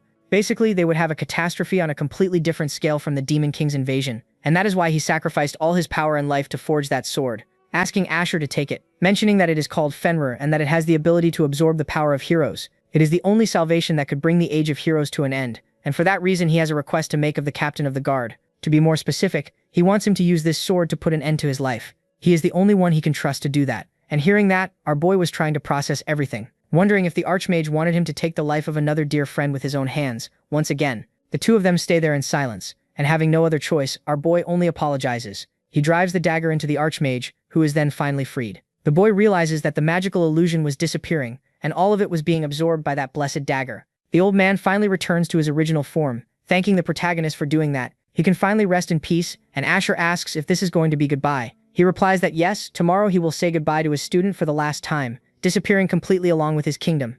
In any case, this is the time to express his gratitude, and changing the subject, he asks if he had not reincarnated. He replies that it is almost that, and at first he thought it had been the god Marunia who had done it, but it does not seem that he was the direct cause. And hearing that, the Archmage says that he knows something that can help him, asking him to seek out the elves of the Red Forest in the far north. Those creatures belong to a different clan and are high elves who tend to look favorably on humans, and thus possess the sacred abilities to read and heal souls. Maybe they can help him find out what really happened. And hearing that, Asher asks if that is not the place where Ravania has her domain. The Archmage says that is exactly right, and that is why when he gets there he has to see whether the girl is well, because he heard that northern goblins almost invaded the Empire. But even so, our boy did not want to meet that woman, and the Archmage says that she is still his companion, and even though she is arrogant, she is quite admirable. She chose to live in that hostile land of her own free will just to protect humanity. Asher also has a good heart, and because of that he is sure that he and Ravania will be able to reconcile. A short time later, the little group from before was in the Archmage's room, happy that he had returned to his true form. Badri says that she could not find our boy,